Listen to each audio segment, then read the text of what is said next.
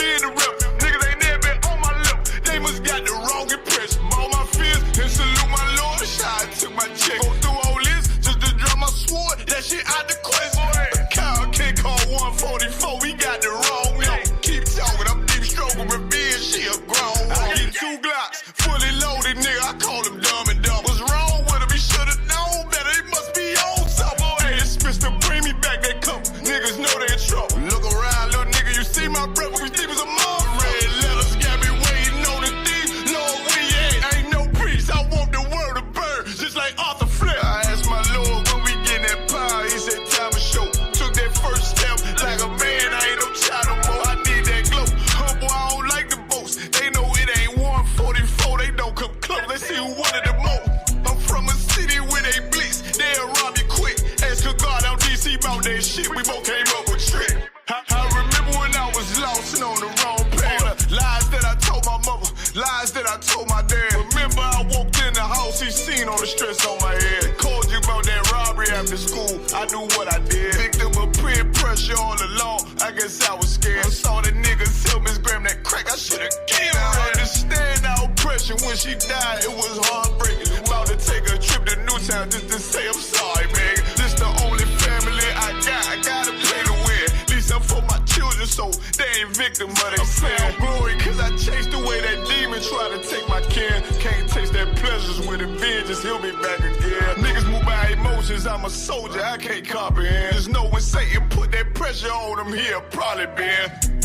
Jumped off in that water, he can hardly swim. Strap on me, to protect my people, I'm on God. I got a crazy bitch, love the crazy in me, call her Harley Quinn. Remember what you did for me back then, always a long friend. Text my nigga threw his life away, I'm in a dark place. You supposed to be right here with me, you chose the wrong side. Wasn't always friends, we locked in after no, I can't go like that, my lord, no, not this time. I am the rebel, ask about I been the rebel. Niggas ain't never been on my lip, they must got the wrong impression. All my fears and salute my Lord. I took my check. Go through all this just to drop my sword. That shit out the question.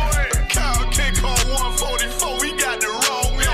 Keep talking. I'm deep stroking revenge. She a grown. I get 2 Glocks fully loaded, nigga. I call him dumb and dumb. What's wrong with him? He should've known better. He must be on something. Hey, it's Mr. Bring me back that cup. Niggas know they in trouble. Look around, little nigga. You see my brother? We think was a mom. Red letters got me waiting on the thief. Lord, we ain't no priest. I want the world to burn, just like Arthur Flip. I'm trying to start this fire, but I'll be patient, Lord, I'll be still. My enemy took a turn for the worst. That shit gave me chill. Certified property, A1 West, he don't fit the bill. On the call, cause next season we're at soldier circle on the field. I said we gon' teach him all to run. We gon' teach him all to kill him. If you can't go to him alone, then you ain't in this shit for real. You get them orders, what you do, how you keep your cool, how you find the truth. I said some niggas told me some real shit. When YAHANNA said, God ain't 50-50, he revealed. Then Muhammad said, you had these little things, you get to kill shit. I was lost, I thank the Lord, he put that zeal on me later.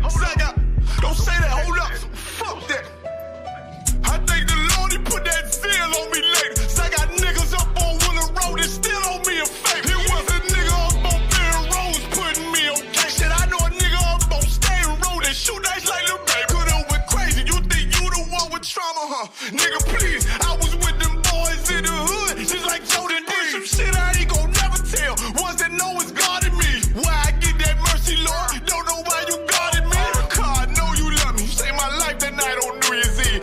I was out there riding with them demons like a dead thief. Lord, I'm still trying to change. Please don't bring that darkness yet. It ain't hard to vibe with me, but I am the wrong one to tell. I let some brothers down to this day. It's my biggest regret. But I know this oath I took forgiveness is a bigger flex. The only reason I made the call, only reason I confess so I can ride.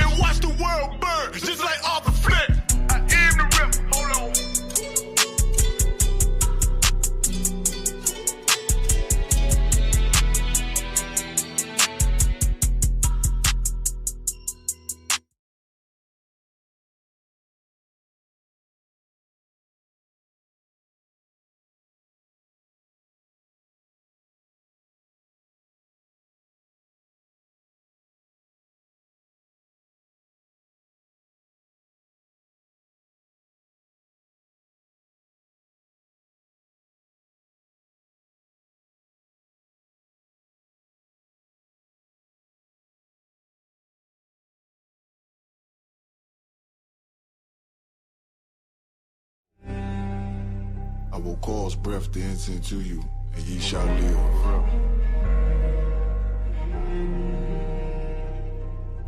Seen a man rise from the dust, shit glorious in my sight. Never yield, I'm indebted to that old Lord Christ. Can't let them colors fly, only blood will suffice. Try to divide my brethren, I'ma put it in his light. Is you going to endure? Damn right, I need that white gold with them stones. Look like Israelite and ice. Shit, the time until when the bones are healed and we live again.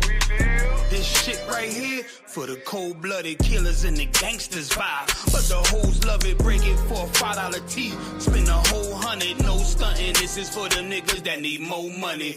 I done stopped the rebel from putting several in the casket. He throwing everybody involved if I ask it. So don't make me get a word. I'm scared of what he might do. Don't make me build a nerve. Down in your lawn, feel like it's the beginning of the purge.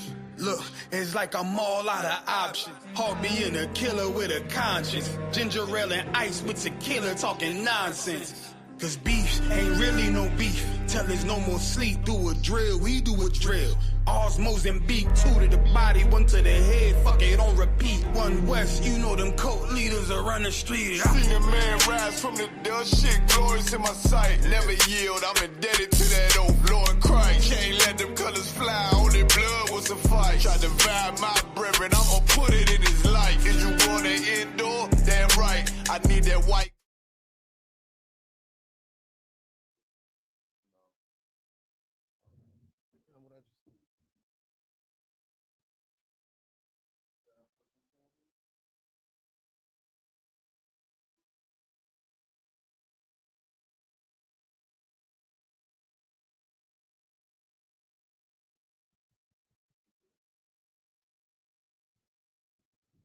Check.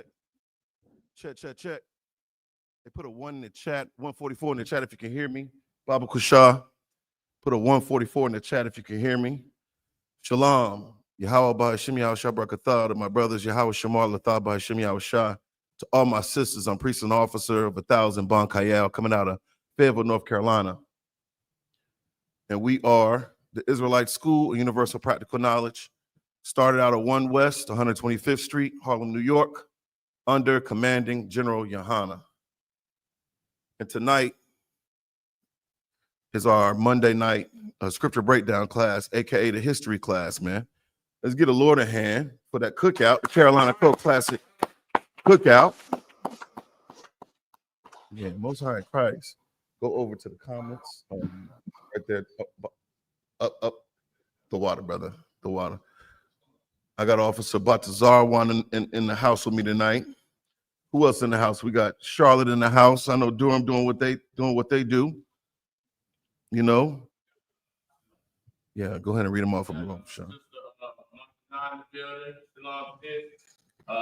Sister Stop in the building. Shalom. Cheyenne in the building. Shalom. Sis. Priest and officer of 50 Nayathaq, big priest, man. The water to you for this weekend, man. Throwing down on that grill. Mm-hmm. We got Red in the building. Shalom. And of course, priest and officer of 5,000 Zion Yahala in the building, man. And Juan just popped in. Shalom, Israel.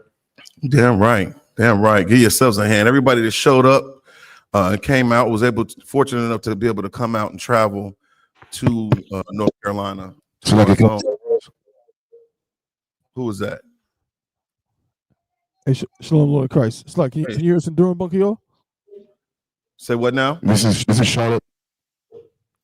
Oh no, we was just shouting at everybody that was in the class tonight. But the water for everybody that had the opportunity to come down, man, it means a lot. You know, I know we're in a new school and it was just a lot of moving pieces, you know, but everybody was, you know, they had compassion, they had empathy, man. Everybody had understanding, and it was a beautiful thing because in the spirit of the Lord, man, everything came together. And that's a beautiful thing. You know what? Matter of fact, let's do that one. Let's start off with that. Zephaniah 2:1. You know, we have to do that as often as possible. Come together as a nation of people, man.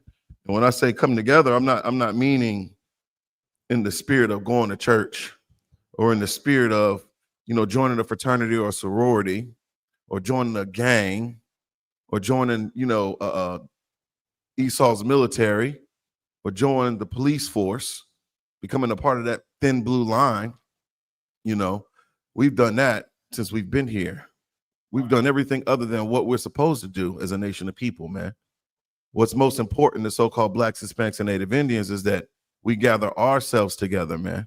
All right. And the only place where that's going to happen is here in the Israelite School, Universal Practical Knowledge, under Commanding General Yahanna. Okay. So you got it. Zephaniah chapter 2, verse 1. Gather yourselves together. Yea. Gather together. O nation not desire. Salakia, can you all hear me in Durham? We can hear you, other one, but about the Zion one is very, very low. He sounds distant. So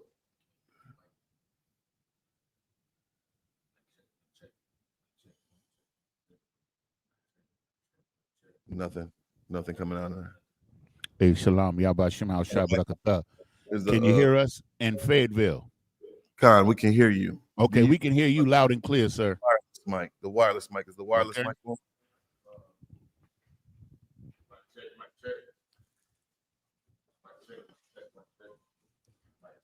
Yeah, no mic. Dead mic over here. So Salakia, who could read? Who else? I see you in the class, man. If you can, can you read for us? Khan. The water. Zephaniah 2:1, Baba Kushah. The book of Zephaniah, chapter 2, verse 1. While we're waiting for Captain of 13,000, Nayathaq Banyamin, to join the class, man. If you got any questions pertinent to history, if you got any questions that you specifically want to ask, put them in the chat. Maybe I'll be able to answer them. If not, we'll make sure that we get that answer to you. You know what I'm saying? If you can read that verse. Scripture when you're ready, other one. Do what? I got the scripture whenever you're ready. Okay, go ahead, read, brother. The water. This is the book of Zephaniah, chapter 2 and verse 1. Gather yourselves together, yea, gather together, O nation not desired. Damn right, man. Zephaniah knew something that we didn't know. Zephaniah was a prophet of the Lord, man. He wasn't like he wasn't in the Christian church. He wasn't like the preachers that we know today. He wasn't like Joel Osteen or Creflo Dollar or T.D. Jakes. He wasn't like any of them, man. Zephaniah was a righteous man. All right. He kept God's law, statutes, and commandments. That's what sets us apart from anyone else. All right. And Zephaniah knew in the spirit of the Lord that we must gather together. All right. It was very, very important. What transpired this past weekend was glorious. We didn't have any incidents. We didn't have any accidents that I know of. And that's a tremendous responsibility, ensuring the safety of everyone, man. People coming from all over the place. Who we had New York was in the building. Virginia was in the building. Yeah, South Carolina was in the building. I mean, I had a brother come all the way from California, Southern California. Texas was in the building. Officer Dawada, saw him. Shout out to that trooper, man. I think his name is Shakat. Yeah, give him a hand. Trooper Shakat, man. That brother was in North Carolina, East Coast. Can you hear me? Can you all hear me? I was going to say, go ahead, Atlanta brother. was in the building too. Oh, damn right. Atlanta Brave was in the building. Atlanta the Brave was in the building, man. And it was a beautiful thing getting to see brothers, interact and engage with their family, man. The children, this is the safest place on earth for you to raise your children, to bring your children around, man. You know, now we all know that we look out for one another. Your children are like my children, and I'm gonna treat them as such. And it was just a beautiful thing, man.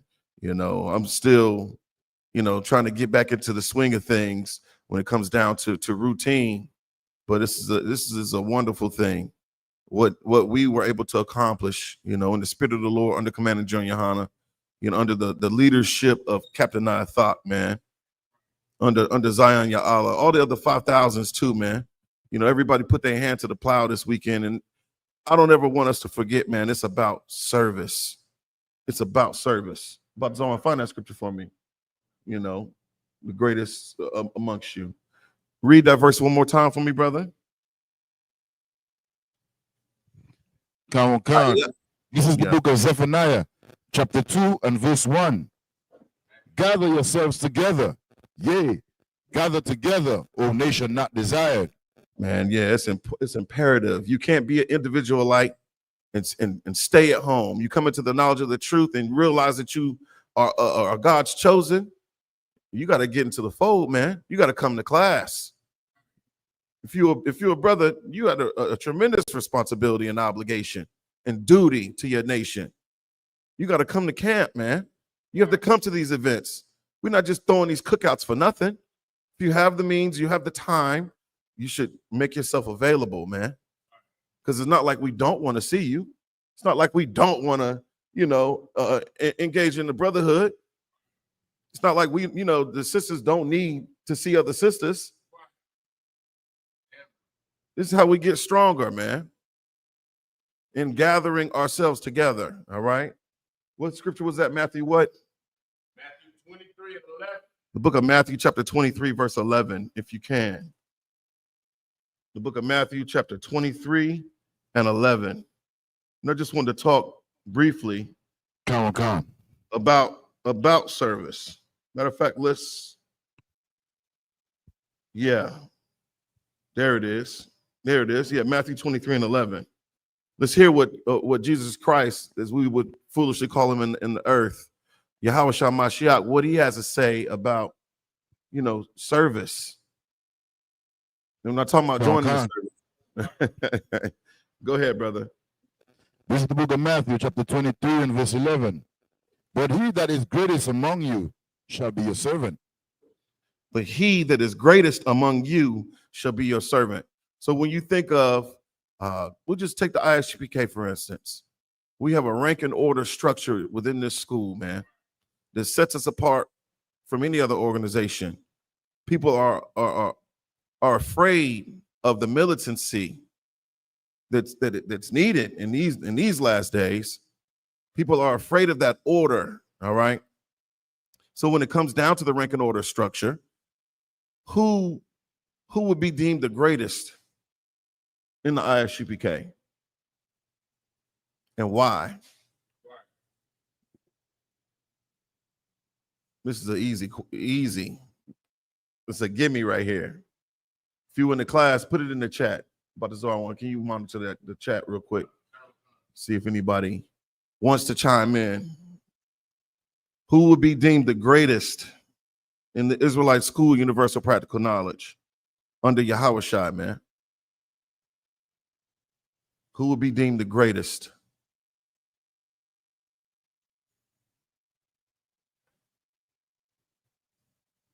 So I give it to you for time's sake. It don't take a genius to know who would be deemed the greatest in this school. Commander General YAHANNA, man. All right. And he's the greatest because of his service, man. You think about all the sacrifices that he had to make in order to just remain within the school, man. He held true to his office, man. You think about since 1969, this school being established. All the camps, all the classes that were taught. On top of the classes, he got a radio show, man. All those. I miss that old YouTube channel, that old One West channel. It had some real jewels on there. Some real jewels on that old YouTube channel, man. Philly we got to find that. We got to bring that back. We had to get with Officer Murrah up in New York and see, because I know at one point in time he was bringing those old tapes back out. You know what I'm saying? But Christ said that he that is greatest among you shall be your servant. Who's greater than Yahushua? As far as man is concerned, no one. And that's the goal. The goal is to be what? Like Christ-like. Isn't that what you learn in the Christian church? To be more like Christ. Less of me, Lord. More of you. Pause. The goal is to be Christ-like. The reason why we follow Commander Junior Yohanna is because he follows Christ. And Christ follows the Most High. Who else is pointing you back to the old ways? Who else is pointing you back to the law, statutes, and commandments? Who else is pointing you back to keep the feast days and the high holy days? Who? Where are they doing that? In the spirit of brotherhood. Where are they doing it, man? In decency and in order. Nowhere. Nowhere outside of this school. Who else is trying to join the Mexicans, the so-called Mexicans with the so-called Negroes, the so-called Haitians? Who else is trying to rejoin black and brown, man? I don't see anybody else doing that on the earth and doing it in the spirit of righteousness. It's not happening nowhere. They're joining everyone other than Israelites to Israel. But he that is greatest amongst you shall be your servant. This is the reason why you see men of great renown and stature within this school. They serve, man.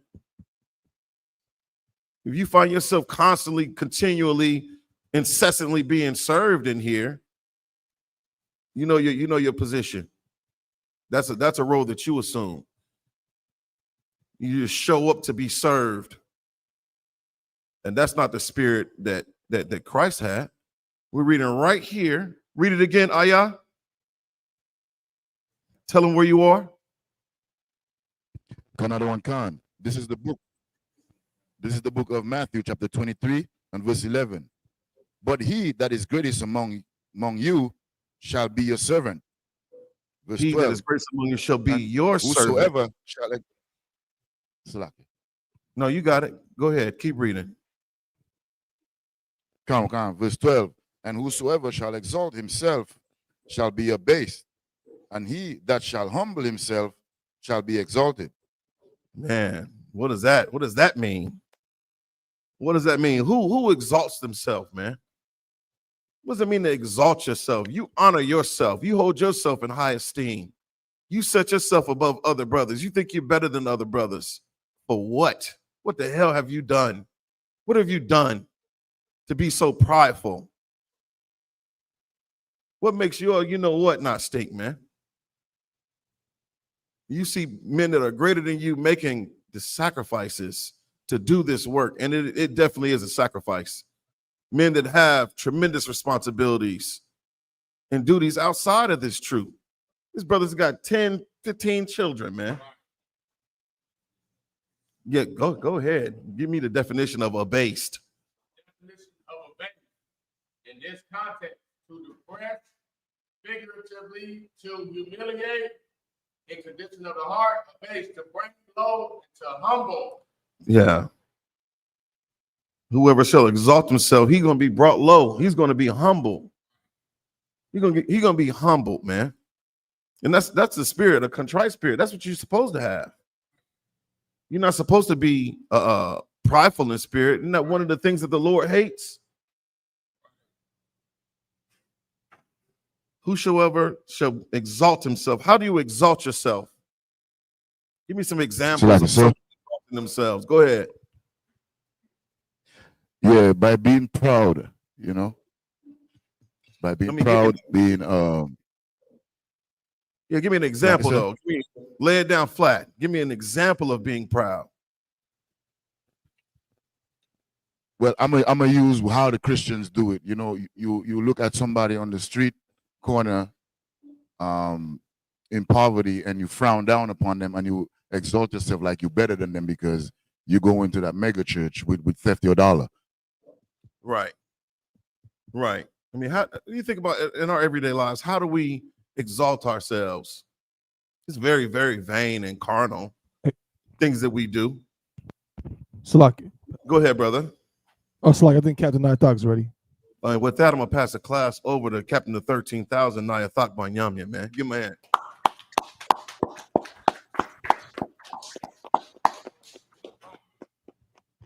Salaki, I believe he might have stepped away for a second. Yeah, no doubt. Okay. I just saw him. Salaki. But can you hear us in Durham, though? Yeah, I can hear you in Durham. I can hear you in Durham. Let's keep rocking until you get into class, man. Okay. We'll just say, like, okay, what makes you think you're better than another brother or sister? The amount of money that you have, your slavery, your level of education, you hold a degree, the type of car that you drive, type of house that you live in. All those things are very vain and carnal and should not separate you from being at one with your brothers and sisters, man. From having brotherhood. It's not. We're still not. It's a hookup. Don't worry about it. We'll get it situated. Whosoever shall exalt himself shall be abased. You're going to be brought low because of your pride, because you honor yourself. You're a great man in here when you honor other men. This is the reason why we say under commanding General YAHANNA. This is the reason why we always deflect to our camp leader. We always deflect to the men above me. When we send a message out, Salakia, if I may, Salakia to the men above me. Are we having some connectivity issues? Yeah, it's all good. And it says, and he that shall humble himself shall be exalted. Yeah, when you have all those things, all those, there's nothing wrong with having nice things. There's nothing wrong with, being educated. There's nothing wrong with driving a nice car and wearing nice clothing. But those things cannot make you, those things aren't the things that make you who you are, man. You got a precept. Go ahead. Let's hear it. Precept. 1 Peter 5:5. Likewise, ye younger, submit yourselves unto the elder. Yet all of you be subject one to another, and be clothed with humility. For God resisteth the proud and giveth grace to the humble. Good night. Give him a hand. That's a good precept there. That boy been studying.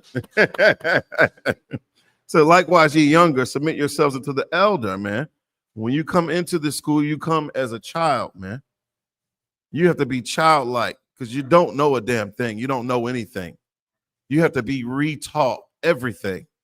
You got to be retaught how to walk, how to talk, what to eat, who to sleep with, man, who not to sleep with, how to dress. Go ahead. Oh, here we go. Can we get through this precept? No, so like you say Hebrews 5:12. Hope y'all writing these precepts down, man. Officer Batazar wanted here on fire. He's heating up. You don't know nothing about that. That's NBA Jam right there. Say, yea, all of you be subject one unto another. How are you subject one unto another? We're responsible for one another, man. We are literally responsible for one another. You can't stand idly by and watch your brother, make grave mistakes through foolish decisions. You see a brother, that's out of pocket, or he's not, walking circumspect to these laws. You see a sister doing things that she shouldn't be doing. You need to go to them D&D alone, man. Check yourself. All right. That's the value of brotherhood. That's the importance of us gathering ourselves together. You just checking yourself. If you stay at home, you by yourself all the damn time. You don't want to come to no events. How are you subjecting yourself one to another? If you don't want to come to the Passover, you don't want to come to the feast days or the high holy days. You don't want to come to class. You don't check in. We don't see you liking, subscribing, commenting on any of the social media. How are you going to be in the city and you don't follow the city that you're in? Make that make sense. That's right. and be clothed with humility. It's intensely imperative that you are humble, man. That's your garment. That's your covering, to be humble, not to be exalted, not to be prideful and think you're something when you absolutely nothing. Hey, Shalom, Lord Christ, what's up? Yeah, we got to be clothed with humility. Why? It says, "For the Most High resisteth the proud." The Most High, like he doesn't hear sinners' prayers, he resisteth the proud. You setting yourself up for failure with that foolish pride, man. Foolishness and pride go hand in hand. Now, when we talk about pride, there's a duality to it. We're not talking about the carnality of being prideful, because you being an Israelite, that's something to be proud of. That's something to literally take pride in being an Israelite, recognizing what your ethnic origin, what your background is. You see every other nation, they're proud of being what they are. The Americans are proud of being American, even though they come from somewhere else. The Chinese man, he is proud of being a Chinese man. The East Indian, they're proud of that red dot and smelling like feces. They're proud of that. You being so-called Black, Hispanic, and Native Indian, take pride in that, man. And that's when you exalt these laws, statutes, and commandments. You hold those in high esteem. You honor this. That's a different type of pride, man. All right? And it says, "For the Most High resisteth the proud and giveth grace to the humble." What is grace? The water. I'm Gucci. What is grace? Not God is good, not God is great, God is good, and we thank him for food. No, that's not what grace is. Grace is just a very short time period for yourself to get right, man. You ever had a phone bill or a light bill, and you kind of get behind on it, and you'll call down and ask for a grace period until you can get the money together, man. You can get that money up so that you can pay that bill, so you can make everything right.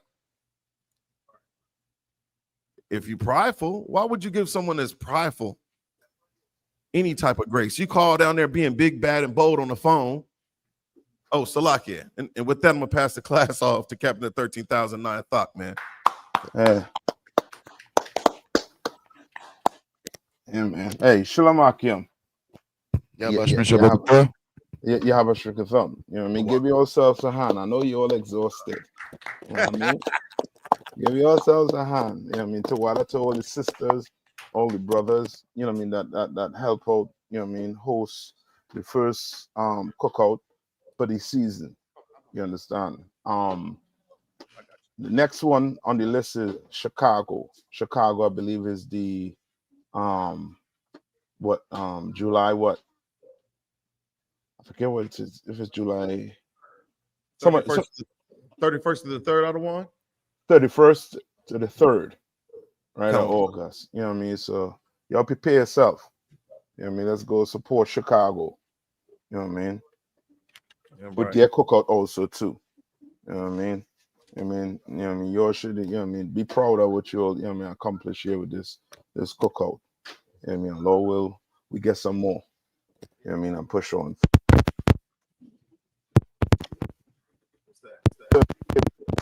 For the new school, man, it look, you know what I mean, look real good. Look real good. Good and strong. You understand? All right. Now, where we at? So we have a couple of things I want to look at. I mean, unless you all have any questions. And the two things I want to look at is, one, I want to look at the give me the story with a young brother who injured himself. All right, who injured himself with playing with firecracker. You understand?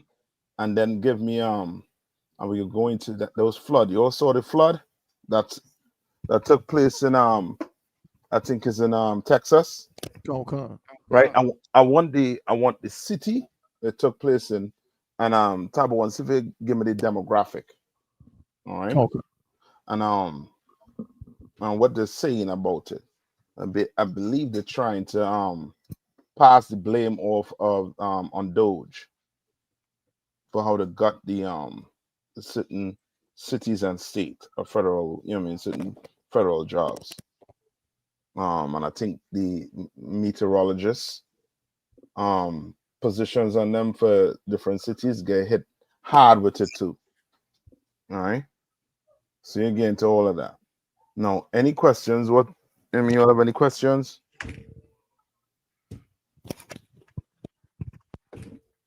If not, let's start with the weather, right? Natural disaster. Give me Isaiah 28 and 2.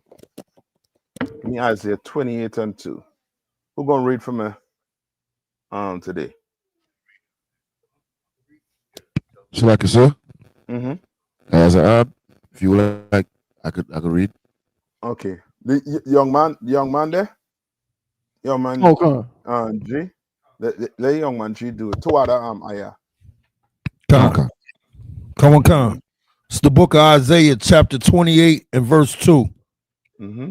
Behold, the Lord hath a mighty and strong one, which as a tempest of hell and a destroying storm. Right. Now, remember what the Bible say about the Lord.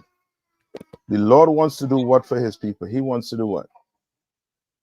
What's it myth? Salakia, sir. Mm-hmm. He wants us to be placed in the rulership role. You correct. But what's the myth they have on the Lord when it comes to the Most High power? What's the myth? That he loves everybody. Yeah, that's the myth. That he loves everybody. You understand? But when you open the Bible, it contradicts what the oppressor say, what your Christian pastor say. All right? It contradicts it. Why? Because you celebrate the Passover. And the Passover is about the unaliving of who? Of your enemies. The Egyptians at that time. Like today. Who are your enemies today? Your number one enemy is your oppressor. But your enemies today is anybody who's not on that 12 tribe sign. Those are your enemies today. You understand? That's why when you read Psalms 83, it speaks about all these nations that they confederate against thee. And the Lord wants to destroy all these nations.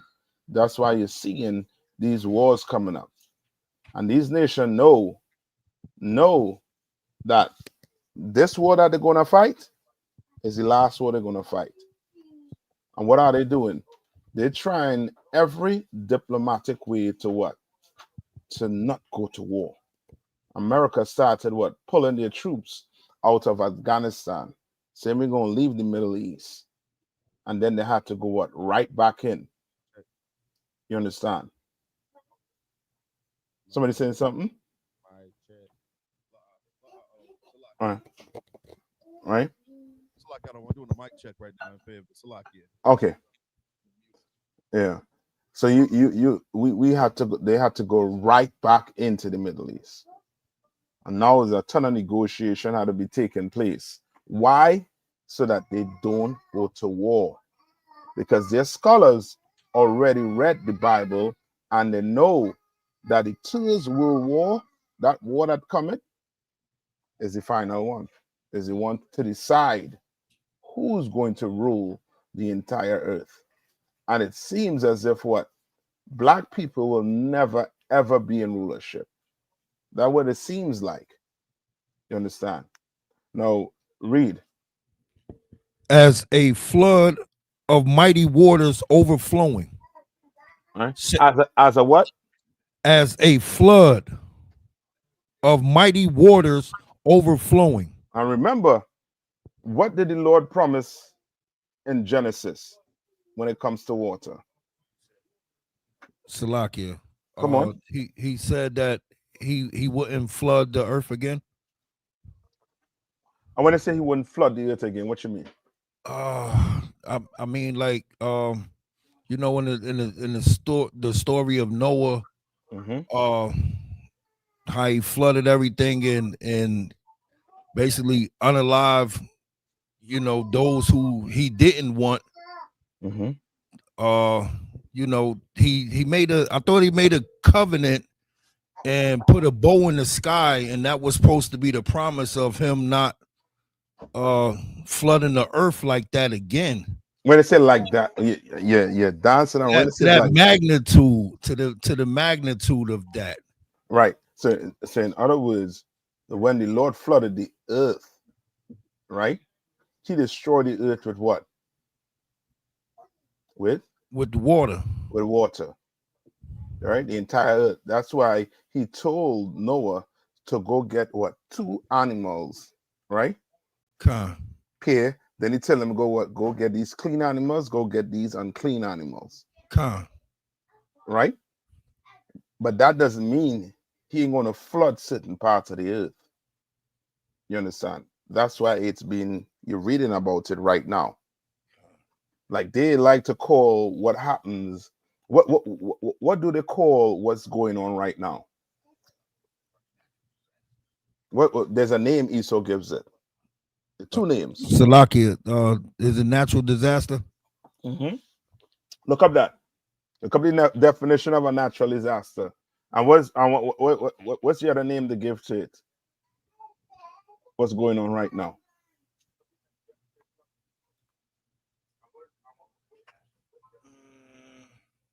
Come on. You'll forget.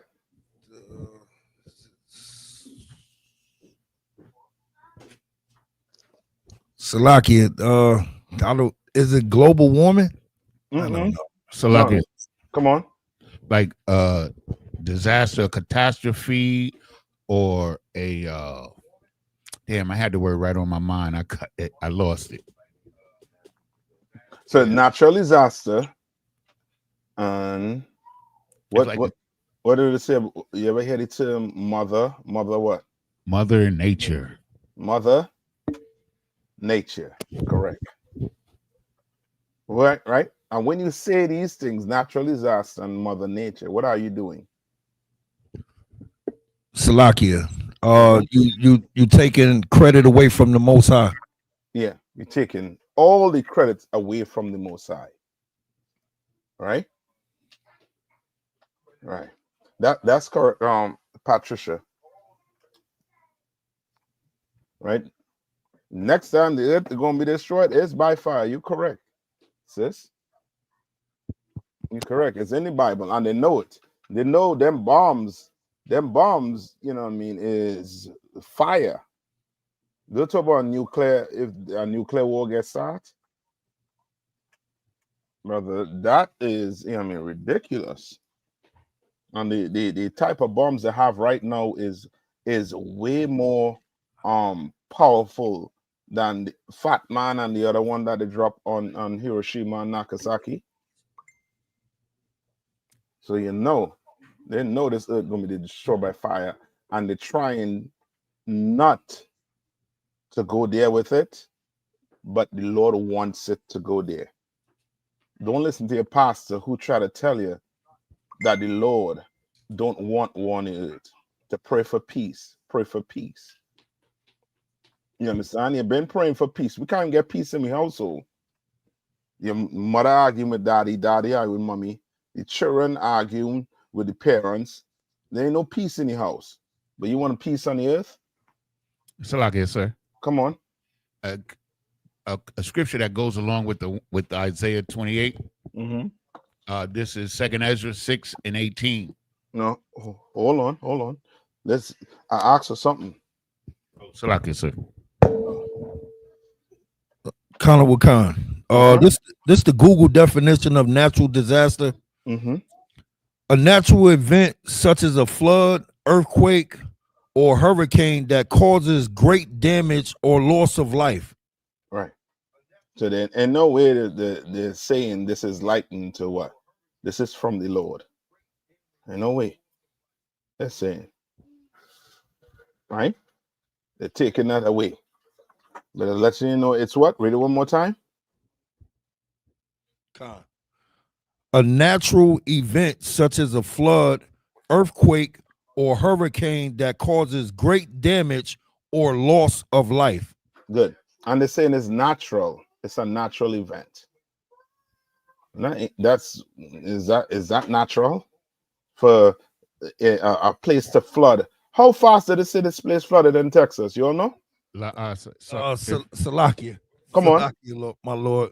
They said that the water rose 27 feet in a matter of minutes. In 45 minutes, correct. And Salakia also, sir, they said that they got 3 months of rain in like 2 hours. Yeah. Yeah. And how much you all know they had to rescue some people in Durham recently? Yeah, look down. Look down. The Lord trying to, show us signs. You know what I mean? But we drunk, with these philosophy of these religions. We drunk with it. You understand? And we depending, and Esau has this nation so locked in. And when I say locked in, meaning it's almost to the point where they take over from your leaders. All right? And when I say they take over from your leaders, what do I mean? What are your leaders supposed to do? Salakia, sir. When it comes to the nation. If I may, sir, their first responsibility is to protect the people. Right. And how would they protect the people? How would your leader protect the people? Well, a righteous leader would lean on the word of the Lord in I.S.U.P.K. But in the world, they're going to watch the weather forecast and, presume that everything is going to be all right until the last minute. Okay, I'll take that. We got to give me a little more. Wait, what's your leader supposed to do? Come on, Kowal. Warn the people. That's it. That's what I'm looking for. Warn the people. And I'm looking for protect. And how do you protect your people? By warning them of the power the Lord have. You understand? Warning them that the Lord don't play. You understand? Like you as a black leader, you are supposed to go up there like what we do on the weekends and throughout the whole entire week by what? Warning our people. If we don't obey God, we will be caught up in these disasters. You understand? These act of as Nayathaq say, an act of God. You understand? We caught up in. So now Esau, he uses his what to claim that he protecting people.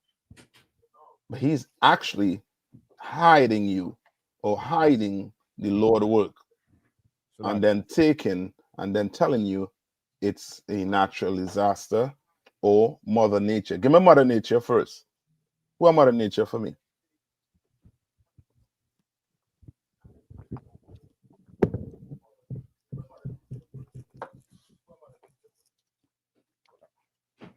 All right, I'm gonna look it up. Come on. Mother Nature is a personification of nature, often depicted as a nurturing, life-giving woman. It represents the power, beauty, and cyclical nature of the natural world. The concept has deep roots in various cultures, with origins in ancient Greek mythology and Roman mythology. Gaia, Greek mythology, and Terra Mater for the Roman mythology. You understand? Like they're not giving what? The credit to the Lord. Power. That's the Lord power is saying there.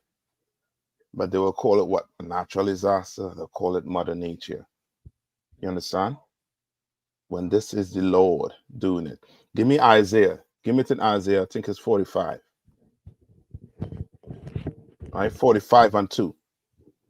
Young man, G. Give me that. Isaiah 45. Hold the way at right there right now and go to Isaiah 45. Khan. This is the book of Isaiah, chapter 45 and verse 2. No, hold on. Don't go to verse 2. Oh. Skip down to 7. 7? Mm-hmm. Khan. Sorry, sat at 5. It's the book of Isaiah, chapter 45 and verse 5. Mm-hmm. I am the Lord, and there is none else. Right, there's none else. There's no mother nature. There's none else. He's saying, I am the Lord. Nothing else. Right? Nothing. No being beneath the earth called Lucifer. You understand? Satan. Right? You say, I am the Lord and none else. Read on. There is no God besides me. There's no God beside me. None. There's no Gaia. And what's your other one name? Balthazar one? Terra? Shiva? No. What she just read? So like I said, it's a Terra matter for the Terra. Yes. God. Right? There's none else.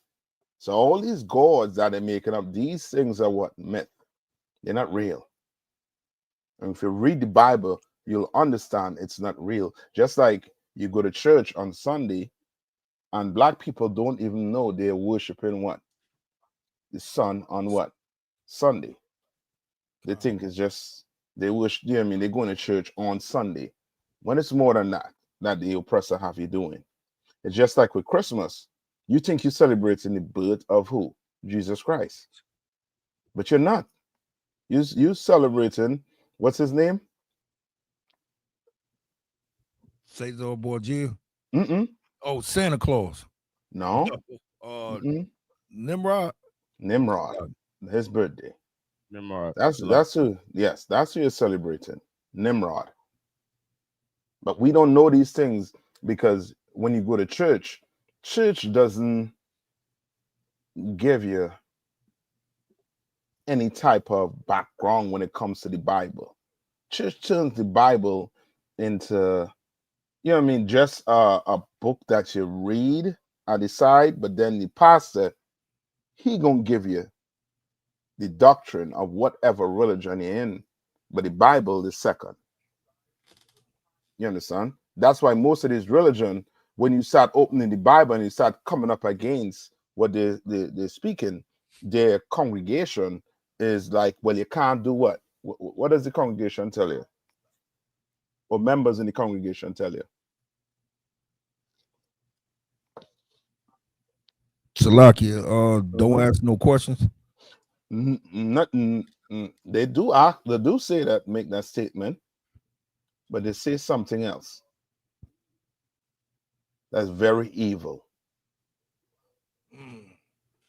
That's very, very evil. No. You heard, come on. I know they say to each his own, which is a really wicked thing to say.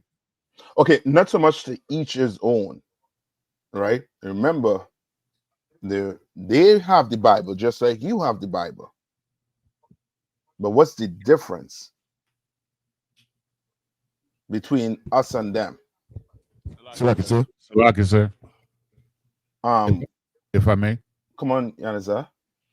Is that we go by the word of God and they go by the precepts of men. I'll take that, but I wanted a little more simple. What you saying is on point, Yanaza. You're on point. Come on. They lie on the Bible, period. That's it. I'll take that. Right? What Joe Penalty said, they say nobody knows the truth. That's along what Yanaza, what you were saying. But just a statement, an evil statement they also make. They say what? You can't believe in everything in the Bible.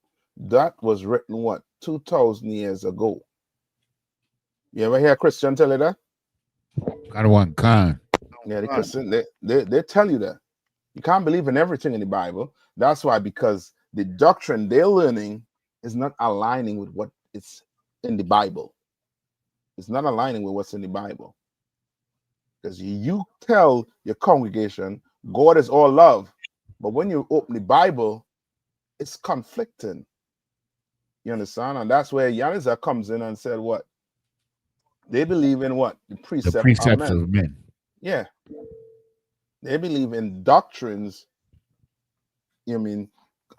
concocted by men. They believe in religion. And the Bible ain't about that.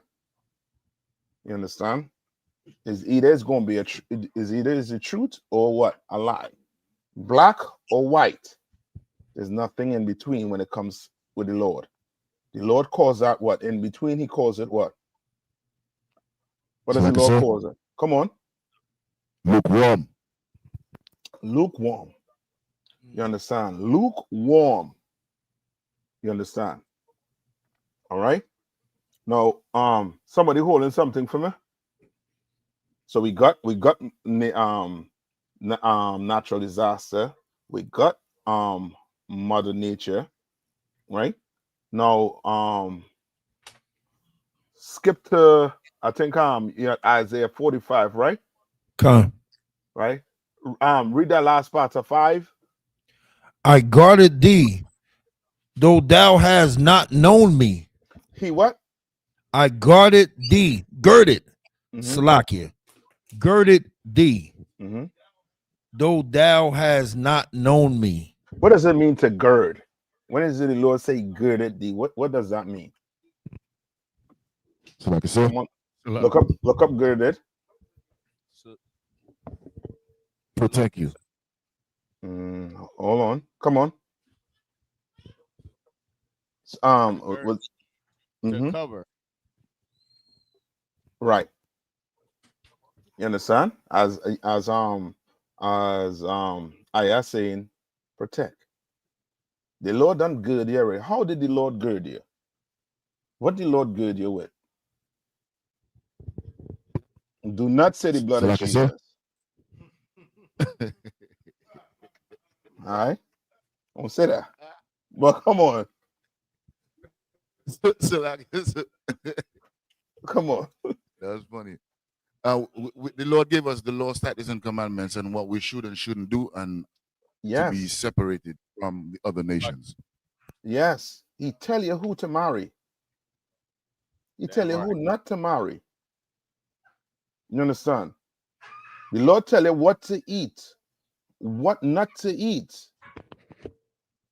The Lord tell you how to cut your hair, how to, how to separate yourself from these heathens. Remember, as the simple thing as circumcision.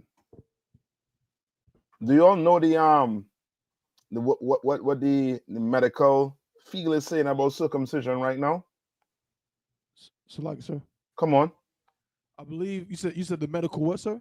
What the medical field is saying, that like the prophet in having your son circumcised.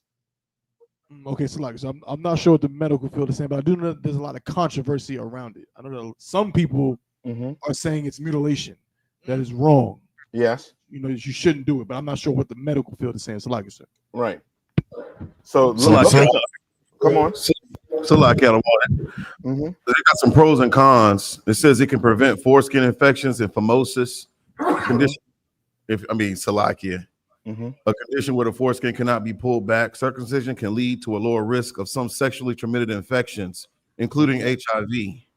Yes. However, it is much less effective against the STIs of sexually transmitted infections common in the U.S. The HIV risk reduction is minimal. Salakia. Right. Well, you all know that the white man was paying for them Africans to get circumcised because of all the AIDS that was spreading. You understand? In Africa, they were doing all the. You go look it up and see what was the big uproar with America pulling aid. I mean, one of them is that surgery of circumcision. You understand? Like the Lord know what He's doing when He deals with us. Like He's totally separating us from them. Totally. And those laws that we have, it separates us from these other nations. Give me that in Deuteronomy. I think in Deuteronomy 4 and 6. Deuteronomy 4 and 6. Like these scriptures, don't take it for granted. Though it seems what the Bible what we call milk. Your everyday Christian, you know what I mean? They what I call it, lactose intolerant. You understand? They can't take this milk. They can't take it. You understand? You know what I mean? They will have verbal diarrhea dealing with these milk scriptures are. You understand? So like I said, I got Deuteronomy 4 and 6. Come on. Me to. Come on. This is the book of Deuteronomy, chapter 4 and verse 6. Keep therefore and do them, for this is your wisdom and your understanding in the sight of the nations. Mm-hmm. Read on. Which shall hear all these statutes and say, surely this great nation is a wise and understanding people. And that's it. And just check and see every nation right now that is trying to take a piece of your culture, some of your laws, they mess it all the way up. You understand? These Arabs talking about they're going to get a virgin and taking what? A 9-year-old. Go talk to Muhammad. You understand? When that ain't you taking, you know what I mean? That is what we call what? That's what? That's abuse, child abuse. You understand? They said the woman should dress modest, and now they take what? The hijab and everything and cover the face. Everything. The whole thing. Mess the whole thing up. You understand? And then they'll talk about the so-called oppressor. He takes your way of life, your culture, in which the Lord separates you from certain nation, and now he's doing what? He's killing babies, unaliving babies, unaliving, you know what I mean, women. You understand? Willfully. Right? And then quoting scripture about Amalek. You understand? Like they take it and they go totally left field with it. But these laws, if we do it, these other nations gonna be like, this is a wise and understanding nation.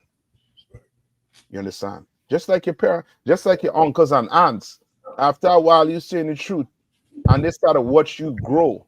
You know what I mean, and blossom into, you know what I mean, as a beautiful sister in the truth. You understand? A mighty warrior in the truth. They're gonna watch you and be like, yeah, this brother wise, this sister wise. You understand? But that's supposed to be for them other nation, for us to sit back and watch us and say, yeah, we wise. You understand? Come on. I don't mean to cut you off, but you say something real heavy, because we look up to the so-called oppressor and these other nations like they're so great, but they don't know that pegging is not a thing. Like we shouldn't be doing that. That's or right. sleeping with animals, or man and man and woman, and those types of things. Like we the ones really supposed to be telling them, yo, this, you do this and you do that, but it's in reverse. So that's it. You understand? Now go back to young man. Read verse. You could continue from verse 6.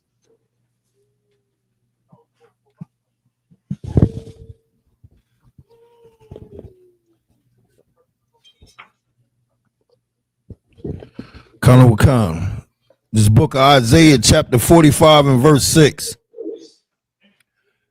That they may know from the rising of the sun and from the west that there is none besides me. There's what? There is none besides me. There's none beside the Lord. You understand? We the nation that serve what? One God. We're not like the Romans and the Greek that have tons of different gods. You understand? The Muslim had over 365 gods. Don't talk about the East Indians. You understand? The East Indian has more God than days of the year. You understand? And then you have the Chinese who believe in what? Buddha. The Asians. You understand? We have one power, one, which is the Most High. And he's explaining to you through Isaiah that there's nobody sitting, there's nobody what? There's nobody what? There is none besides me. None beside me, meaning what? Nobody's what?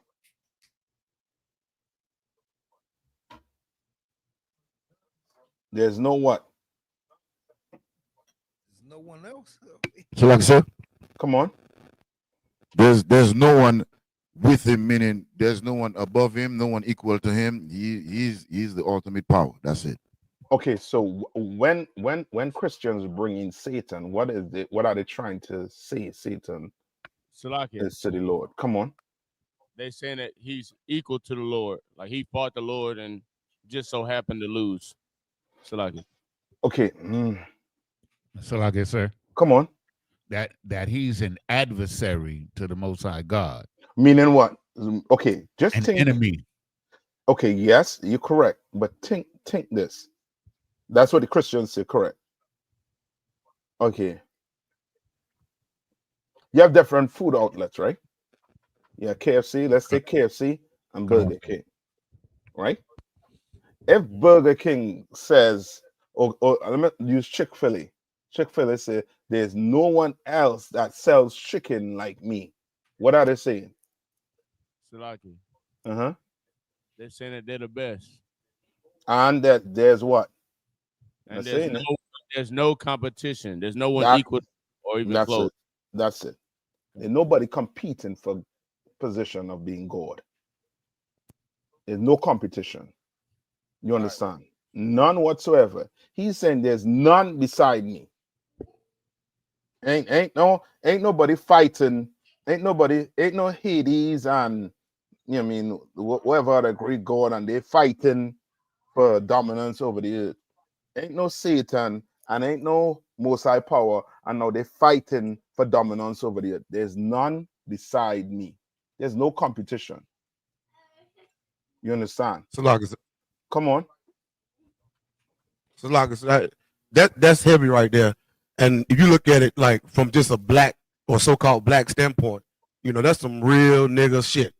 He said they ain't messing with me. They ain't, you know. Mm-hmm. You know how when we get to talking about sports and stuff like that, mm-hmm. and they're like, man, ain't nobody saying Jordan. Right. Ain't nobody saying Kobe. Mm-hmm. Yep, correct. That's why when you read the story on the Tower of Babel, what was Nimrod trying to have the people do?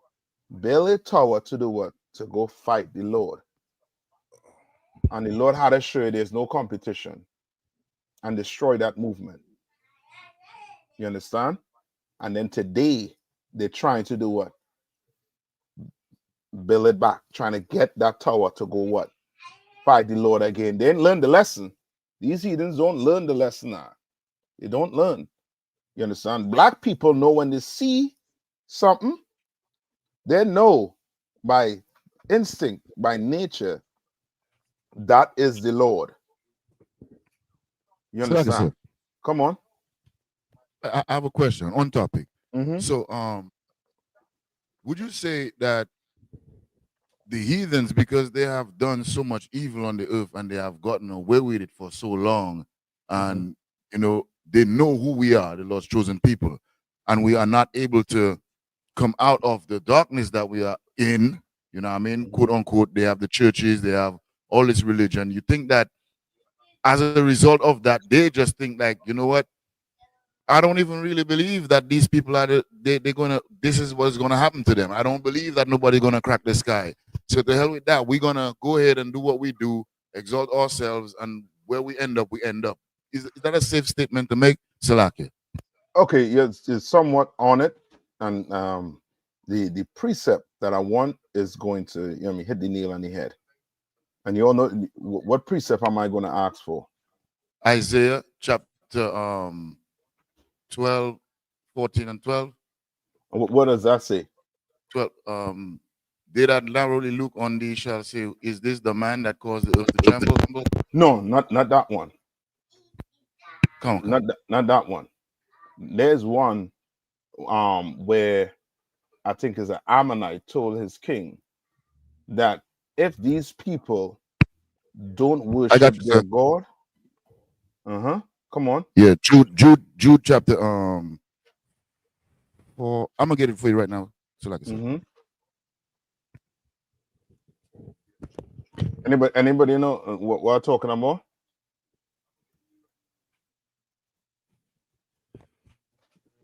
Know what you're talking about? So you're talking about when the Amalekites, it was like we can get them to, disobey their God won't be with them or won't fight for them. Yes, he told them, if the Lord with them, the Lord with them, do not go fight them. You see, you better not go fight them. You understand? These other heathens know, the Lord not with us. Why? How they know the Lord not with us? As a nation. Come on. So like it, sir. Okay. Because they have gotten us to follow after every other false god in the earth. And because of that, so okay. I want you to hit it all the way home. So like it, sir. Come on, Baptist, one. They know that our God is not with us because we're not with our God. How? They know that our God's not with us because we follow their gods. Salaki. We're not Salaki, sir. We're not obedient to our God. We're not following the culture that God gave us.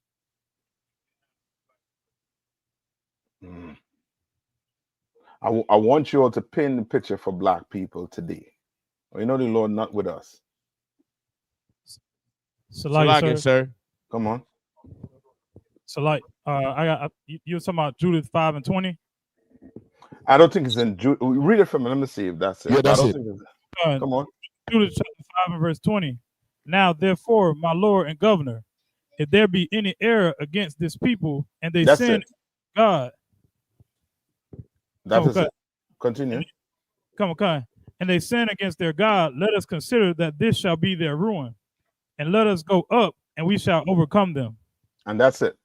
And then they know that if they keep us in these religion, they keep us believing in what? Voting, in democracy, capitalism, keep us in believing in America.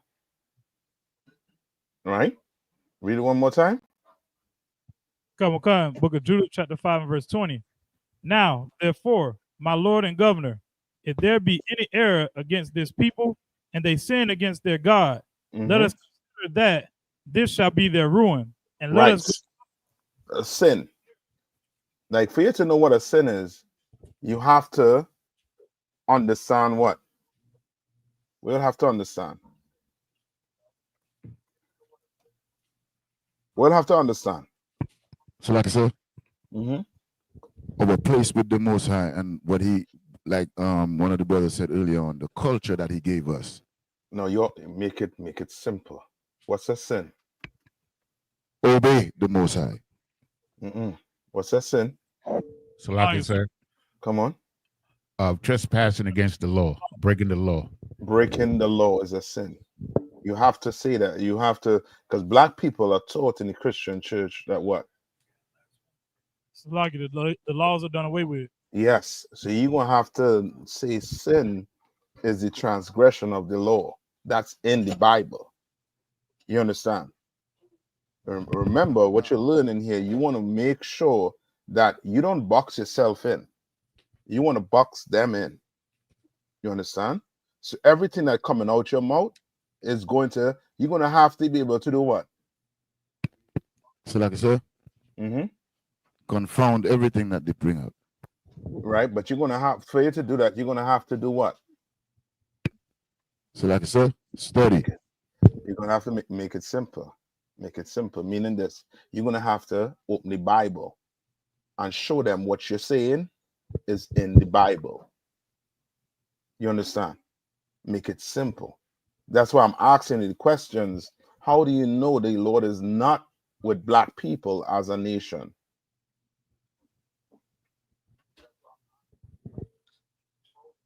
How do you know? Come on. Because we transgress the laws of God every day. Now, listen to what I'm asking. Come on. Because we suffering. That's it. Now, once you say we're suffering, now you could go into we live in the ghettos. You understand? Who protecting our women? Who protecting our kids? You understand? We there's abortion. Hold on, one minute. I think what's his name? If you remember, Salaki, Batazawan, he was going to say something.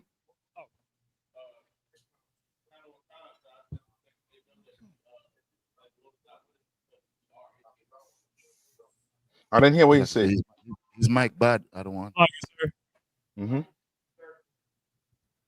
Come closer to the mic. Salaki, sir. Mm-hmm. Here, I'm about to hand the mic. Okay. Come on, man. Baptist, I want to use that outside voice. Salaki, sir. Can you hear me, sir? Yeah, that's what I'm talking about. Okay, Khan, sir. Now they know the Lord's not with us because we're in hell now. If the Lord was with us, we'll be out of this hell. We'll be in the position of the position that the white man is in right now in rulership. You understand? They know that the Lord not with us based on how we're living, based on how black people are living in America and throughout the entire earth. You could imagine the earth knows that the Issacharites, they're black. They just speak what? Spanish. They know it. We're just like them. Every other nation could see the way they're treating the Latinos, the way they're treating the Native the Native, right? The First Nation people and black people is the same across the board. You understand? And when you hear black people trying to say we got treated worse than the Native Indians, that black person has no how to put it. He has no like I said, come on, compassion. Not so much compassion, but there's no link to the Native Indian being family. There's no link. You understand? When you could say, we as black people, we suffer the more than the Latinos. You don't even know the Latinos, your brothers. You don't even know that the First Nation people is your brothers. You don't know it. So now you try to separate yourself or your tribe from the other tribes. You understand? It's like, and these other nations, they know once they have that division, that's why they did what? They divided us up. They didn't just divide the earth up enough. They divided us up. They divided the Judites, they divided the Benjamites, they divided the Haitian, divided the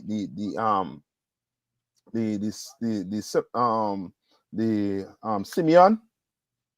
They divided all the nations up. So now some of us speak what? Spanish.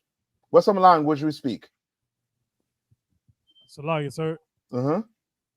We got you got Spanish. Uh-huh. You got what is it, Creole? Mm-hmm. You got French. Uh-huh. And Mandarin. Patois. Yeah.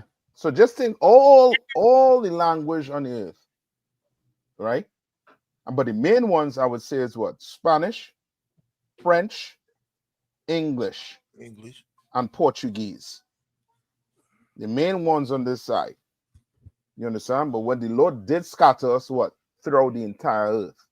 But I'm talking about these four main ones that's on this side, on the west side, where we are, is French, Spanish, English, and Portuguese. You understand? Now, where in the Bible that happened? Salakia. Mm-hmm. Is it Genesis chapter 11? Tell me what. Give me it. You know what I'm talking about? Where this happened? Where did they use language? Where was language used to divide the people? Salakia. Mm-hmm. In Babel? The Tower of Babel. You think these devils don't know that language divide your people? So now, if you are brother, you speak in Spanish, and I am I learn English from the Englishman. How the hell we communicating? The only way we gonna have to communicate, we're gonna have to look in that Bible and say what? Yo, we brothers, and we have a common enemy. The Spaniards who are white, and then you have the Englishmen who are white. They're we enemies, and they're the ones that are dividing us as a people. That's why you have black people in America saying what? That the Issacharites, that's not our fight. Because this we're being separated by language. We're not being separated by, we're not separating. Like if you had to go on and look at how the police deal with Issacharites and how the police deal with black people, will there be a difference? There's no difference. You understand? There's no difference with how the police treat the Issacharites and the blacks. There's no difference how the American government treat the blacks and the Hispanics. There's no difference. And the Native Indians also too. There's no difference. The only difference is So that like I said, language. Come on. I don't mean to cut you off. I don't want. I don't know if you saw ICE. You know, they defrost now. You know, they went after the Haitian community and they got their tail whooped into oblivion. Salakia. Or the Haitians and them, they physically fought them. Yeah, count. Even women drag ICE agents off of their brothers and sisters. Yeah, whoop their tail. I'm telling you. Damn, somebody had to get pulled that up for me, man. I had to see that. We had to get that. Right? No, what's your brother name? Salakia. Young Man G. Come on. Yeah. So that the precept is in Genesis 11 and 9. Come on, read it. Therefore is the name of it called Babel, because the Lord did there confound the language of all the earth, and from thence did the Lord scatter them abroad upon the face of all the earth. Don't ever think your oppressor or your enemy and read your book and learn how to use it against you. It's no different than you going and do a debate against someone. When you go do a debate against someone, what do you do? What do? You had to study your enemy. Study the weakness of your enemy and zone in on that weakness. You understand? Ain't no different. Your oppressor sat down, opened the Bible, and saw where the Lord did these things and decided to what? Implement it on us as a nation. Why? Because at one time, Issachar spoke what? Hebrew. At one time, Judites, Benjamites, all 12 tribes spoke what? One language. Hebrew. You understand? Lucky. We spoke Hebrew. You understand? That's why we call ourselves what? The Hebrew Israelites. You understand? Call ourselves the Hebrew Israelite. So now we reading this Bible, and now this Bible is what's going to do what? Bring the 12 tribes back together. Remember, that's what you read about when what they call what the Christian call it, the prodigal son. When Christ was given the parable of what? Of Israel joining together with what? Judah. Israel, the Hispanics, and the Native Indians, right? The Latinos. And Judah being what? Benjamin, Judah, and who? The Haitians. You understand? And joining back together. That was Christ That's what he came to do. You understand? But now your oppressors, they already studied it and knew that that was the case. You understand? Give me 1 minute.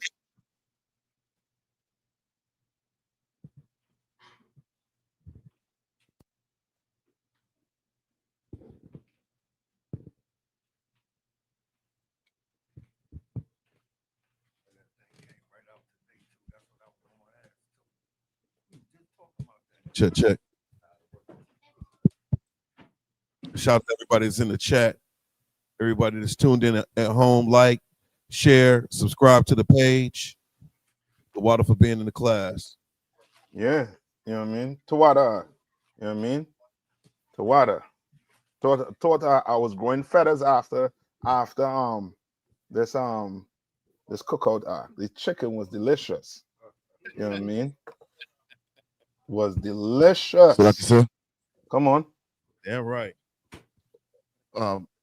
Salaki, I didn't mean to interrupt you on the chicken thing. I just have the precept on what you were just talking about just now.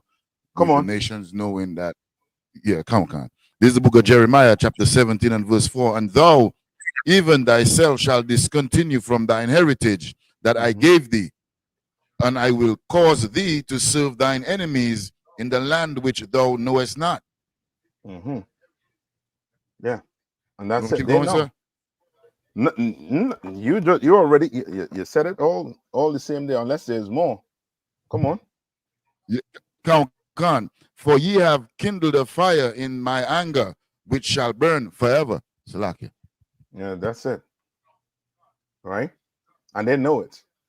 And they know all they have to do is keep on pumping that porn, keep on pumping, you know what I mean, these sports, playing these, you know what I mean, giving all these athletes a ton of money, you know what I mean, pushing a ton of money in the community, and also to buying out your leaders. You know what I mean, giving them a ton of money to have the Rolls Royces, the jets. You understand? They know it. That's all they have to do. You know what I mean? And now the Lord always, when Israel is in that type of disarray, what does the Lord do to get Israel back on track? So like I said, Come on, Yanazar. He sends a prophet. He sends prophets. You understand? And we send prophets with weapons? No, he just sent them with a Bible. You understand? With his words. Remember, Jonah didn't want to go do it. You understand? Because he didn't want to look like a fool with him saying what the Lord is going to do if they don't do what the Lord said to do. You understand? He knew the Lord was not going to harm them. He knew that if they changed their ways. And he didn't want to look like, you know what I mean, like he was given a false flag. And the Lord had to break it down to him. You know what I mean? The Lord is like a father, man, a good father. You know what I mean? Who wants to see a wicked son turn what?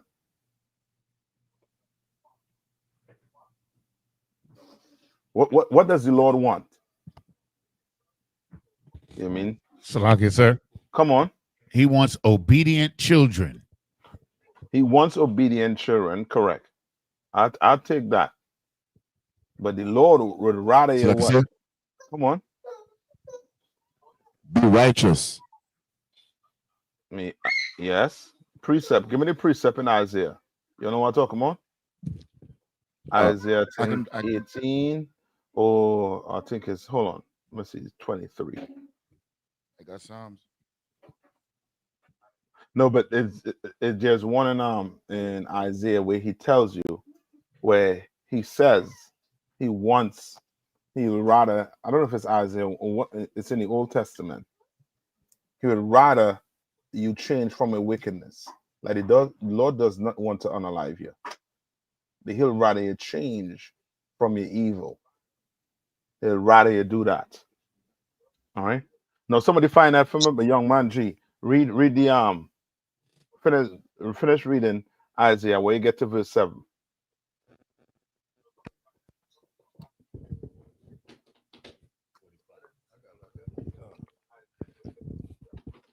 Kind of the bottom of 6 was it say I am the Lord and there is none else.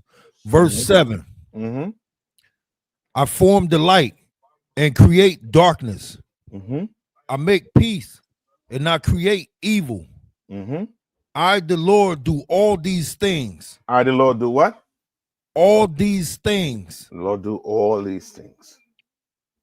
So don't think when you see a flooding and people dying, it's Mother Nature. It's Satan. It's not. It's the Lord judgment being put on this earth. You understand?